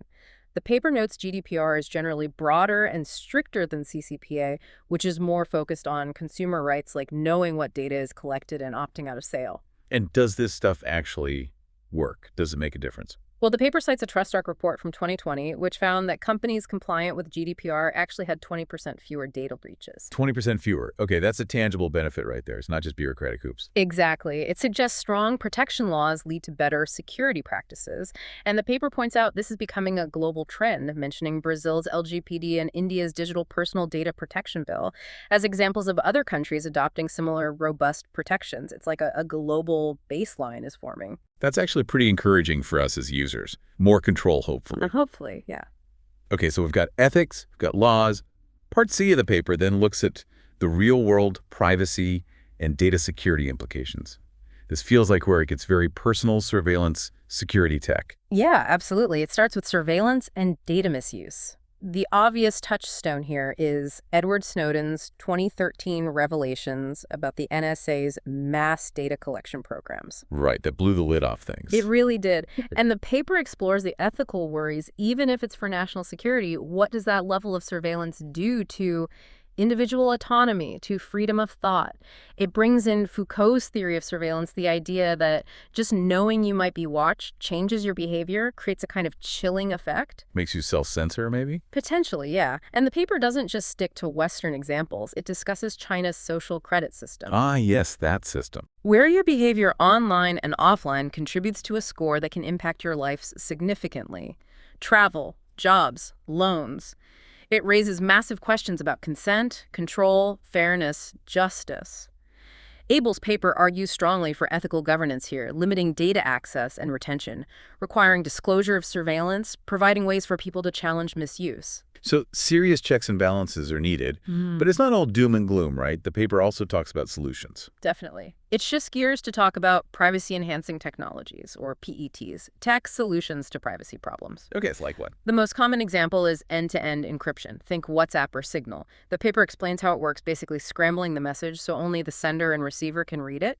It even cites an Agarwal study from 2021 showing WhatsApp's encryption significantly cut down on spam and abuse because third parties couldn't easily access the content. So encryption really does help protect the conversation itself. It does. And the paper mentions other tools too, like zero-knowledge proofs, ZKPs, ways to prove something is true without revealing the underlying data, like proving you're over 18 without showing your birth date.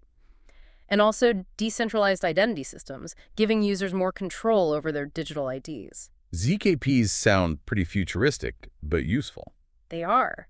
And the big takeaway here, the paper argues, is the need for privacy by design, building these protections in from the start, making privacy the default, not an optional extra you have to hunt for in the settings. Privacy is the foundation, not an afterthought. I like that. Okay, this is incredibly thorough. Yeah. And it all culminates in Part D, the policy brief and the conclusion. This really shows, like you said earlier, the sheer effort involved in pulling all this together into actionable advice. Absolutely. The policy brief is really practical. It lays out specific recommendations for different groups. For policymakers, it suggests things like mandatory transparency reports from platforms, clearer rules on transformative use in copyright, pushing for international privacy standards like GDPR, and setting up digital ethics boards. Okay, so governments need to step up with clear rules and oversight. What about the tech companies? For industry leaders, the recommendations include doing regular algorithmic audits to find and fix bias, building services with privacy by default, using PTs, properly training their staff developers and executives in ethics, and adopting recognized standards like the IE 7000 series or AI Ethics Impact Group guidelines. Basically, take responsibility. Embed ethics into the business. Makes sense. And what about us, the everyday users? Yeah, for consumers, the paper says, know your rights. Use the tools you have under GDPR or CCPA to access or delete your data. Make informed choices. Pick platforms that actually seem to care about ethical data handling. Support digital literacy education. And, importantly, demand transparency and control. Ask for opt-outs. Ask how algorithms work. So it's about being an active, informed digital citizen, not just passively accepting things. Exactly. It empowers you. This is a fantastic roadmap, and the conclusion wraps it all up. It does. It really hammers home the point that these digital challenges, misinformation, bias, surveillance, data misuse, they aren't going away. They affect millions, and they're getting more complex. But, as Abel argues, by using ethical frameworks, looking at real cases, understanding the laws, we can navigate this complex landscape with integrity and foresight. The big vision, embedding values like transparency, fairness, privacy, right into the design of our digital world, making sure tech serves humanity, respects our rights. A powerful call to action. So what does this all mean for you listening? We've just walked through this incredibly detailed piece of academic work by Abel Tesfaye-Demisi from Professor Dr. Gunjit Arora Mehta's Foundations of Digital Media course at the University of Niagara Falls, Canada. I mean, it really speaks volumes about the level of critical thinking happening there. Definitely. You've essentially gotten a deep dive into the ethical and legal minefield of digital media, all distilled from this one assignment. It shows how much insight you can gain from digging into a single, really well-structured source. And what's great is how clearly it lays out not just the problems, which we all kind of sense, but actual concrete pathways forward for everyone involved. Exactly. You now have a solid grasp of the big challenges and the proposed solutions. Yeah. And thinking about that conclusion, that idea of embedding values like privacy right from the start, it leaves us with a final thought for you. Yeah. Given this push for privacy by design, what concrete steps can you, as an individual user, maybe a creator, maybe just someone living online, what can you do today to demand and support that approach? How do we collectively make sure our fundamental rights aren't just add-ons, but are actually built into the core of the technologies we rely on every single day? Something to chew on. Definitely something to think about. Thanks for joining us on No Deep Dive. We'll see you next time.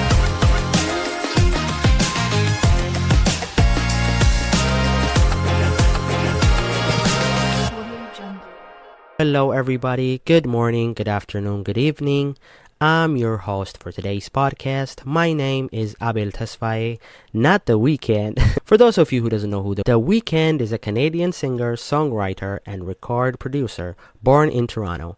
He's the first black artist to be the most streamed artist on Spotify, has sold over 75 million records, and has won 7 Grammys. Having just hit 100 million monthly listeners on Spotify, the first person to ever do so, The Weeknd very well may be the most popular artist in the world. I think it would be fair to say he is the biggest pop star of the 21st century so far. But despite his mind-blowing level of fame, he's still the same artist he always was. And wow, has he made some good music over the years. In a career that's barely a decade long, The Weeknd is already one of the world's best-selling artists, with 75 million albums sold worldwide, billions on billions of streams, and some of the biggest tours and singles of any artist living today.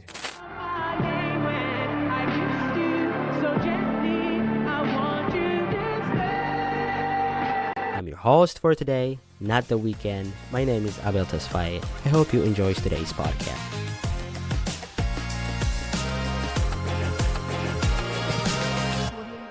So, today's podcast, from smoke signals to smart machine, the AI era. Picture this. Once upon a time, a message could take months to cross the ocean. Today, it takes less than a second to cross the planet. But we've gone beyond speed. Our messages are now sharpened, analyzed, and sometimes written by a machine. The earliest formats of communication all the way to the artificial intelligence revolution, and we'll talk about where that leaves us right now. So, the early sparks of communication. Picture this. It's 1866, and the first transactic telegraph cable is laid. News that once took weeks now takes minutes. Fast forward, Alexander Graham Bell's telephone lets voice travel through wires. Then came the radio, television. Suddenly, we weren't just sending information. We were broadcasting culture. It's wild to think my grandparents listened to the moon landing on a radio. 2, 1, 0, all engine running.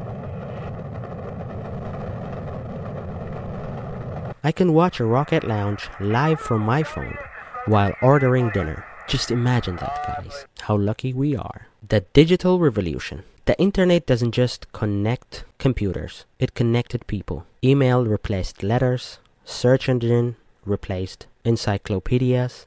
And the social media replaced just about everything. I can give you an example.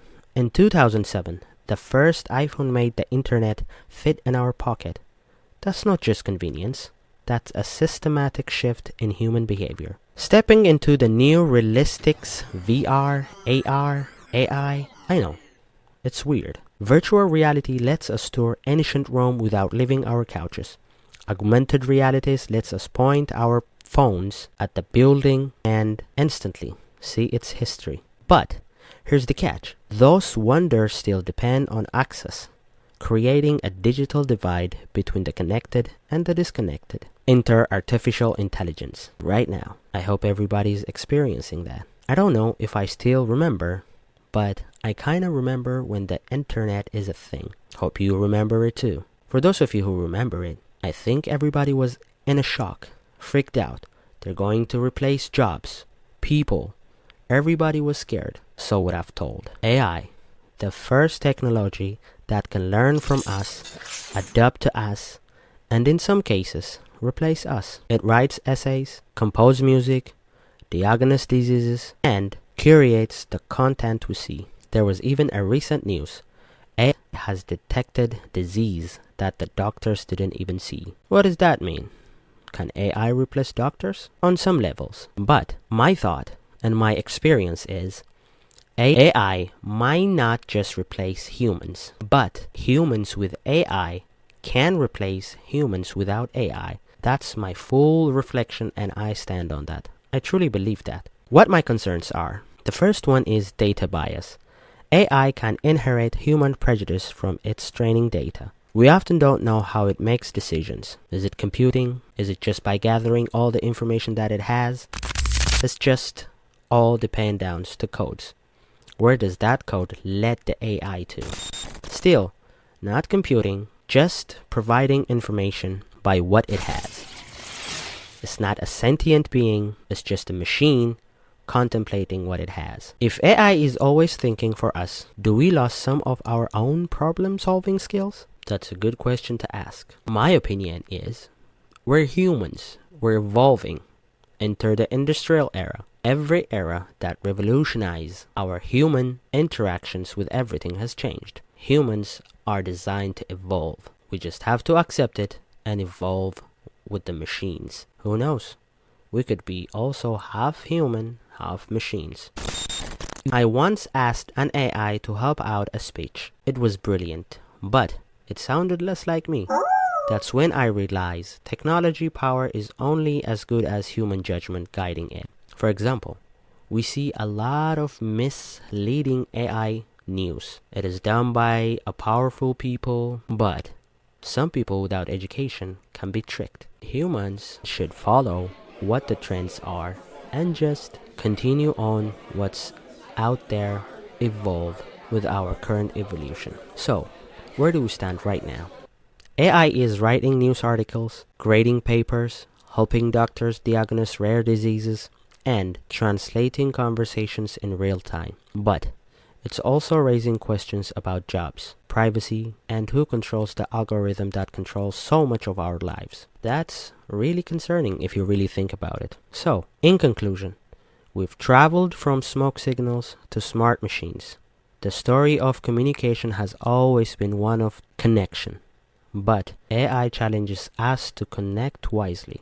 The future isn't just about what technology can do.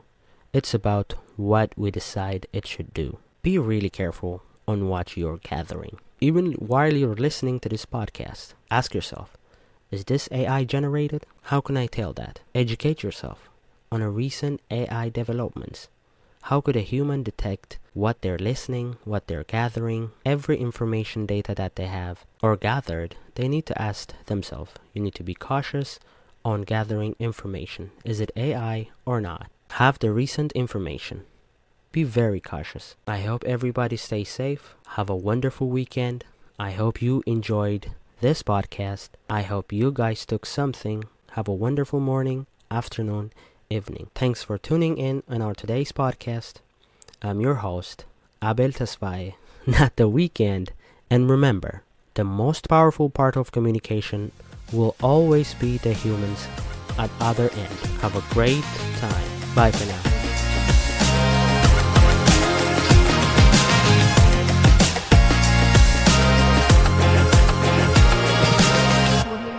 Hey everyone, quick plugin. I stumbled on a new platform last week. If you love deep dive topics, try Niche. It's a platform where people, creators, and real fans meet, not just scroll. I jumped into the platform last week and walked away with real tips and new friends who I actually really like. Download Niche, join your world, and use code ABEL. That's ABEL for a free trial. That's NICHE. Try tonight. I promise it's gonna change your world.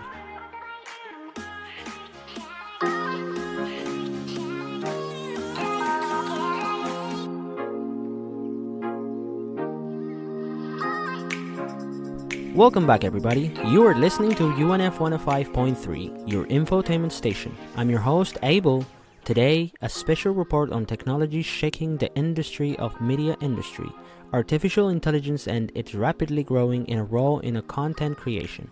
From Hollywood to newsrooms, AI is changing everything, but at what cost? Right now, some of the biggest names in media are locked in a legal battle with artificial intelligence companies. Recently, the New York Times is using OpenAI, claiming the company illegally used millions of articles to train AI systems.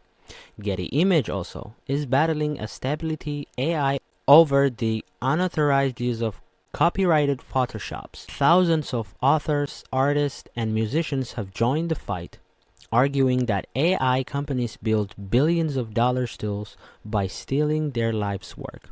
There are at the moment on this planet something like 2,000 people who are developing the most dangerous systems, the one that could cause widespread catastrophes everywhere on the planet. These people need to stop what they are doing. We are not targeting the consumers, we are not targeting everyone, we are not saying stop using AI, we are stopping the people who are creating these weapons of mass destruction need to stop right now. In order to get there, we are suggesting an international treaty that should be signed between the US and China, because these are the two main players in this field. We just need to make our decision makers wake up. The central question is straightforward, but deeply complex. Can AI companies use copyrighted materials to train their system without permission or payment? Right now, courts around the world are trying to answer the questions, and the outcome will reshape how media is created for generations. This distribution extended far beyond courtrooms in newsrooms across the country. AI writing tools are replacing human journalists. Sport Illustrated faces massive backlash after publishing articles written entirely by AI under the fake author names, complete with fabricated biographies and AI-generated headshots. The publication never told readers the truth. When the story broke, it became a national scandal and raised a serious question about the trust in journalism.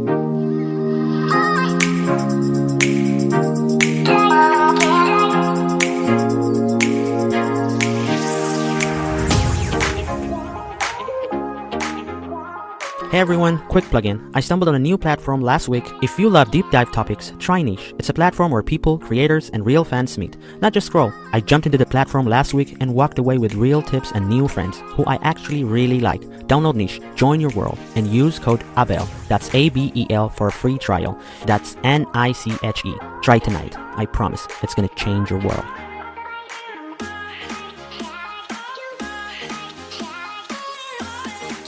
Let's go. This connects directly to a crisis already plaguing the media. Public trust, according to a recent survey, fewer than 1 in 3 North American trusted news media. When publications secretly use AI-generated content without disclosure, the trust erodes even further. Audiences are left wondering, who actually wrote what I just read? Was this verified by a human? Can I believe any of this? Ask yourself that. Don't take this as a fear-mongering. Of course, AI is useful too. Supporters of AI technology pushes back against this concern. They argue AI is simply a tool, no difference from a printing press, the cameras, or a digital ending software. Each of the technology dispute existing industries, but ultimately expands creative possibilities. AI, they say, will do. Same creators who cannot afford professional designers can now produce a high-quality visuals. Independent musicians can access production tools once reserved for major studios. The barriers to entry in media productions are falling. Yet, the ethical concerns remain serious and unresolved. Should AI-generated content require mandatory disclosure?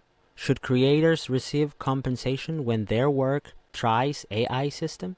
What happens to a media job when machines can produce content faster and cheaper than human? And perhaps, most importantly, what do we lose when the human element disappears from creative works? Regardless, regulators are scrambled to catch up. The European Union has introduced The AI Act required transparency about AI-generated content.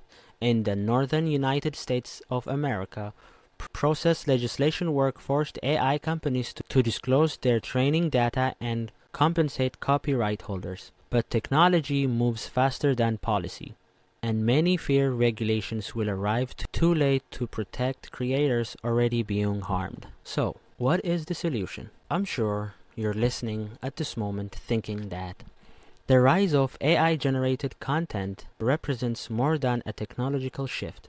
It focuses us to confront fundamental questions about creativity, ownership, and truth in media. As AI tools become more powerful and more accessible, those questions become more urgent. The decisions made today by courts, lawmakers, and media organizations will determine whether artificial intelligence becomes a tool that empowers human creativity or one that replaces it. So, listeners, what do you guys think? Is AI completely going to replace us? As listeners, should you join AI and move on with it, or just completely drop it?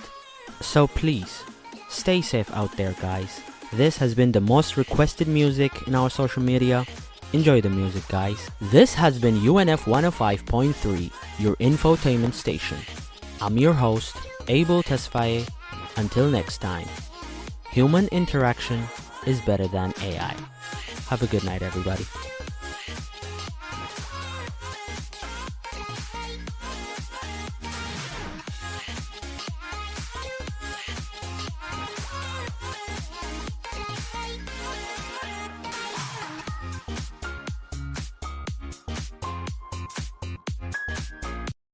Okay, I want you to imagine something for me. You're a digital marketer. All right, I'm with you. You've got 2 products to launch at the same time. You have the exact same budget, same software, same camera, same everything.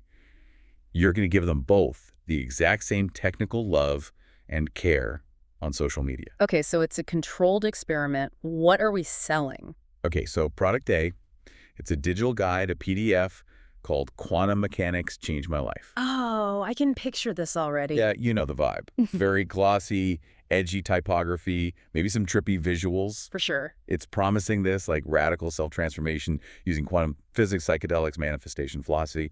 The core message is basically, you are the architect of your own universe. Right. It's that modern hack your reality thing. It's for the seeker, the person who wants to unlock some hidden potential. Exactly. The person who wants to be the wizard in their own story. Now, product B, totally different. It's a children's book, specifically a book based on traditional biblical stories, creation, Genesis, that kind of thing. And it's pitched explicitly as a tool for parents. So, on one hand, you have expand your consciousness, and on the other, it's teach your kids Sunday school. That is the perfect summary. Product A is about expansion. Product B is about protection. Holding on to tradition, protecting family values. Right, so you launch them both. Instagram, Facebook, LinkedIn, same skill, same platforms. Which one goes viral? Which one completely bombs? You know, based on the last decade of trends, the whole spiritual but not religious movement, I put my money on the quantum stuff. It just sounds sexier. It feels like it fits the algorithm's love for self-optimization. You would think that. I honestly would have thought that too, and we would both be wrong. Oh, interesting. And this isn't a guess. We're looking at a really fascinating and frankly, kind of startling academic report that ran this exact experiment. It really is a unique piece of research. We're diving into a report called Digital Media Campaign Analysis and Critical Evaluation. It's from Abel Tesfaye at the University of Niagara Falls, Canada, and it's dated just this month, February 1st, 2026. And the context here is so important. This isn't just some theoretical paper. The author, Abel, is a student, sure, but he's also an ordained deacon in an Orthodox Christian church. So he actually ran these campaigns himself. For real. He put them out into the wild to see what would happen. And that dual identity is key. He gets the digital media world, but he also speaks the internal language of faith. And his mission was very specific, wasn't it? He wanted to figure out why what he calls authoritative salvation narratives are just absolutely crushing content about personal responsibility in today's digital world. Salvation versus responsibility. I mean, that's a heavy theme for a marketing test. But before we get to the results, the setup has to be fair, right? Oh, absolutely. And the report makes a huge deal about this. This was the control variable. Both campaigns use the same technical stuff. You mean like video editing styles, analytics. The works. It wasn't like one campaign had a better editor or more ad money. The difference was purely the message. Okay, so let's set the stage. Campaign 1, the quantum approach. Right. Promoting that PDF. The vibe was that sweet spot between science and spirituality. The promise. You can reshape your reality with your mind. It was targeting people into consciousness exploration. It sounds pretty empowering. It's saying you have the power. You have the power if you do the work. And that's the key phrase. It's an active process. Right. Now compare that to campaign 2, the Christian narrative. This one used his real-life role as a deacon. And it wasn't about reshaping reality. The message was much simpler. It was protect your children. A completely different energy. It was sold as a protective tool against, and this is a quote from the campaign, an ungodly world. The target wasn't seekers. It was anxious parents looking for moral clarity. For safety. As the rockets are launched, what on earth happened? It wasn't even a contest. The data is just.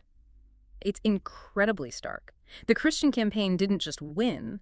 The report says it vastly outperformed the quantum one on every single metric. When you say outperformed, are we talking like a 10% bump or? Well, we're talking orders of magnitude. The report gives one data point that says it all. A single Instagram reel for the Christian campaign got over 10,000 views and more than 1,000 likes. For a student project with no ad spend, that's viral. Absolutely viral territory. The quantum campaign struggled to get anywhere near that. It was practically invisible in comparison.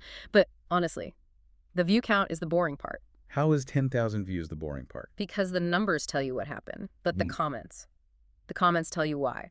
The qualitative analysis in the report is where it gets really interesting. Okay, paint me a picture. What were the quantum comments like? The report says they were intellectual, but scarce. You know, a neck-up interaction. People were thinking, asking technical questions, debating a point of physics. So engaged, but in a very cerebral, detached way. Exactly. It was cool interest. Now, the Christian content. The comments were raw, highly emotional. The report says they expressed fear, exhaustion, and a desire for rules. A desire for rules. That's wild. You think of the internet as the place where everyone wants to break the rules.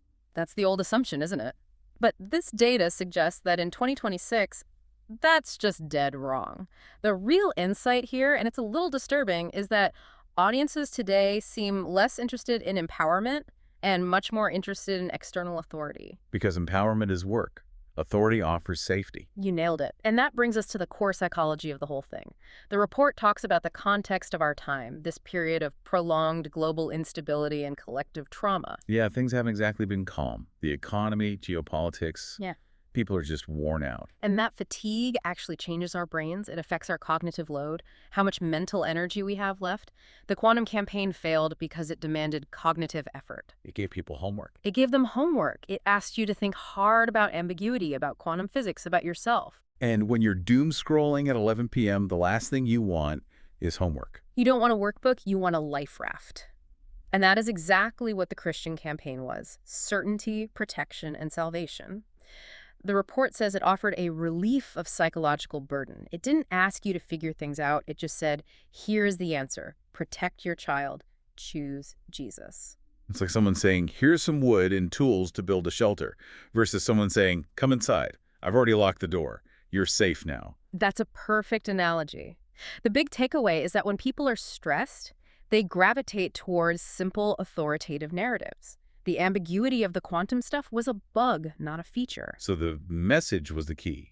But the report also gets into the weeds on the machine itself, the platform logic. Because it's not just about what humans want, it's about what the algorithm shows them. Right, and each platform has its own personality. The report calls Instagram the king for this experiment. It was by far the most effective. What was the secret sauce on Instagram? Just pretty pictures. Reels, short-form video.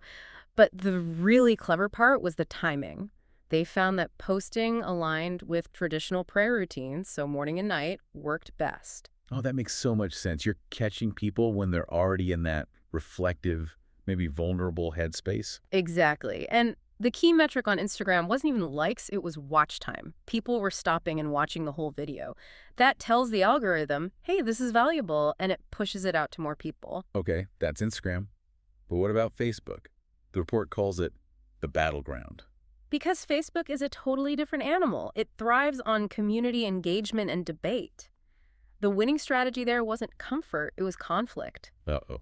Yeah, the campaign started using controversial framing, like making direct comparisons between religions. Oh, I can see where that's going. My way is the only right way. And people started arguing in the comments. But here's the crazy thing about the Facebook algorithm. It treats a negative comment, an angry comment, the exact same as a positive one. Engagement is engagement. Correct. So the outrage literally drove the campaign's reach. The algorithm saw a fight and yelled, "Hey, everyone, come look at this." That's a toxic incentive structure. Yeah. Okay, let's pivot. LinkedIn. I just can't imagine Choose Jesus playing well next to someone's quarterly earnings report. You'd be right. The report said LinkedIn was the hardest nut to crack.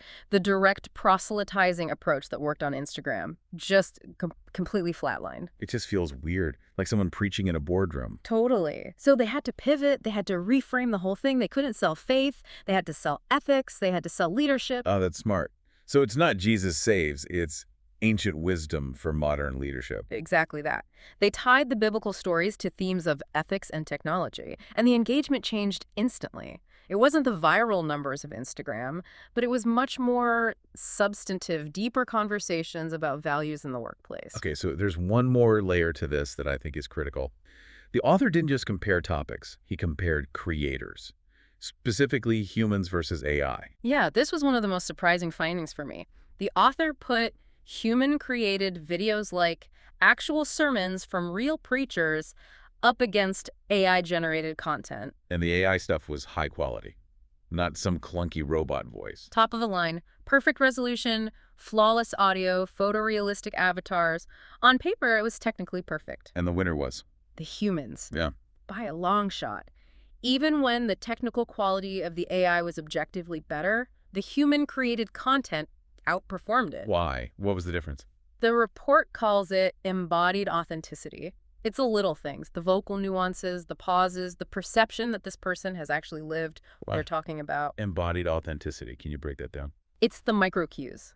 When a real person talks about faith or fear, their voice cracks, or it has a certain cadence that comes from genuine emotion. The AI was too perfect. It was polished, but it felt hollow. It's the uncanny valley of the soul. That is a fantastic way to put it, especially on a topic like this. A robot telling you it's going to be okay means nothing. It doesn't know what pain feels like. So AI can't replicate relational trust. Not yet, anyway. And for persuasion, especially with these deep beliefs, trust is everything. You want to follow someone who's walked the path, not a calculator that computed it. Okay, so let's put this all together. You have a campaign that uses human authenticity, targets our deepest fears, and offers absolute certainty. It is a recipe for going viral. But there's always a but. This is the part of the report that really made me uncomfortable. Because the lesson, if you're a marketer reading this, seems to be scare people. Dumb it down. Offer them easy certainty, and you'll win. It's the algorithm of salvation, right? The data proves it works. If you want views, you bypass the logic center of the brain and you aim straight for the amygdala, the fear center. The report talks about fear-based messaging. It does. The calls to action that work best were things like protect your child or Jesus is the only way. They create instant anxiety, and then the product is offered as the only cure. And the ethical dilemma the report raises is that the strategies that discourage critical thought, the ones that say, don't question, just believe, are the very ones the algorithms reward the most. That's the terrifying part. The algorithm isn't neutral. It has a bias. Remember Facebook? It rewarded division because division creates engagement. The platform incentivizes us to fight or to be afraid. So if you're a creator, you are actively incentivized to start arguments. Right. And the author really questions the morality of this. Of exploiting psychological vulnerability just to get views. It works. The data is clear. But is it right? And if everyone starts doing that, if every creator optimizes for fear and safety instead of growth and complexity, what does the internet even look like in 5 years? It looks like a bunch of terrified echo chambers with everyone clinging to a guru who promises them safety. It's a feedback loop. We feel unstable, so we seek simple certainty. The algorithm sees that, so it feeds us more simple certainty, which makes us less able to handle complexity, which makes us feel even more unstable. Well, that's bleak. But it's a really powerful look in the mirror. It is, and that's why this report matters so much. It pulls back the curtain. It shows us exactly how the machine works. Okay, so let's try to pull some takeaways from this report, besides just the general sense of doom. What did we learn? Okay, first, context is king. In times of crisis, certainty sells way better than curiosity. People are tired. They want that life raft, not the workbook. Second, human authenticity still beats AI polish every time. We crave that real connection. Don't polish away your humanity. And third, you have to know the battlefield. The algorithm loves a fight. It rewards controversy and fear because that's what keeps our eyes glued to the screen. And you have to decide if you're willing to play that game. It really makes you examine your own scrolling habits. Totally. And I want to leave our listener with one final thought to chew on. This experiment proved pretty definitively that fear and authority grab our attention, that we run towards things that relieve us of the burden of thinking. But if the algorithm is designed to amplify narratives that relieve us of critical thinking, what does that do to our ability to solve the really complex problems that made us all feel so unstable in the first place? If we're all just searching for a safety blanket, who's actually steering the ship? That is something to think about the next time you're scrolling. Ask yourself, am I engaging with this because it challenges me or because it comforts me? And is that comfort actually helping, or is it just keeping you scrolling? A huge thank you to the University of Niagara Falls and Abel Tesfaye-Demissy for this incredible report. It gave us a lot to think about. Thanks for listening to this deep dive, and we'll catch you on the next one.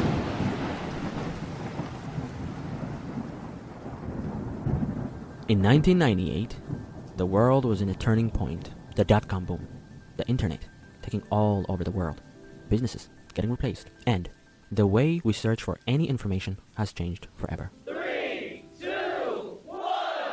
In 1998, Google was founded, and surprisingly, it was my birthday. Happy birthday! Me and Google have the same age. While the world is trying to figure out how to connect digitally, I was trying to figure out how to exist in it. Since I was a kid, I was one of those guys, the kid who always has to say something, the weird kid. The kid who's always asking existential questions. I was very curious, in my eyes, but in others. When I was 13 years old, that was my turning point forever. Our school director has received so much complaint from the janitors, from the teachers, from the students, that I was a terrible kid and disturbing in class. So, he called me to his office and said, "If you don't bring your parents tomorrow, you're going to be suspended forever." I was scared. Yes, sir. I finished class, went back home, scared. I didn't even tell to my fathers. Waited for my mom to come, and then my mom came. It was late. I can see in her face she's tired, but she's always laughing when she sees me. She always greets me with a smiling face. She always knows my face and said, "What happened, son? You okay?" I was like, "Yeah, Mom. Our director told me to bring my parents. Or I'm suspended." What's the problem? It's okay. We'll go early in the morning, okay? We're not gonna tell your father. Did you eat? No. Okay, I'll prepare something for you. We'll eat, and then you go to sleep, okay? Brush your teeth, take a shower. She always makes things really safe. She always makes things easy. Even though I was not ready for the day, it cannot always be night. The sun come up, like nothing happened. We eat breakfast, she waited for me, dressed me, prepared my lunch, and then we went to school. While we're in a school, our math teacher located me from a mile away, salivating, comes running towards us and said, "Are you Abel's mother?" With a confident voice, she's like, "Yes, sir." "I'm sorry to tell you this, but your son is a very disturbed kid. He's always asking these weird questions. He is unteachable. He is always disturbing the class, influencing other kids, making them not focus on their studies. It is really tough to teach him." That was my first nightmare ever. But that's not over yet. The physics teacher came. The biology teacher came. The chemistry teacher came. My English teacher came. Grown men surrounded my mom like a pack of wolves, just to tell her how a terrible, disturbed, unteachable kid I was. In front of the whole school, everybody was watching. I've never seen my mom this angry ever before. While the whole school was watching, she holds my hand, pulled me closer to her, and said, while the whole school was listening, to all the teachers, "As an educator, your job is to educate the youth, not to terrorize them. My son understands everything. Whatever question he has, you should be answering him. He's only 13. All of you should be ashamed of yourself." While the whole school was listening, she He grabs me by the hand. Come on, son. Let's go. I was really lucky to have a mother like her. I've never seen my mom this angry. I thought she would be angry by me, but a tiger protecting her cubs. When we're out of the school, she kneels down. Look at me, son. You are not dumb. You are very clever. You can do whatever you want. I'm working this hard to educate you. We'll change school immediately.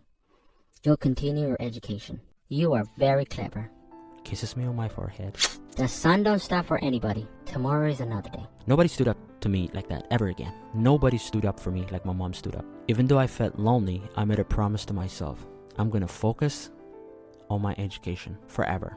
I'm gonna be a good student. I can take care of that. Even though I felt lonely, I can manage. But I'm gonna make my mom proud. I'm gonna stand up for her like she stood up for me. I focused on my school. I focused on my studies. Changed new school. Even though it was terrible to find new friends, new location, new friends, new teachers. I stopped asking questions. Stopped finding my people. Made a promise to myself. I'm gonna design an app that connects people with their specific needs, specific questions, specific needs and wants. That was the year Niche was born, when I was 13 years old.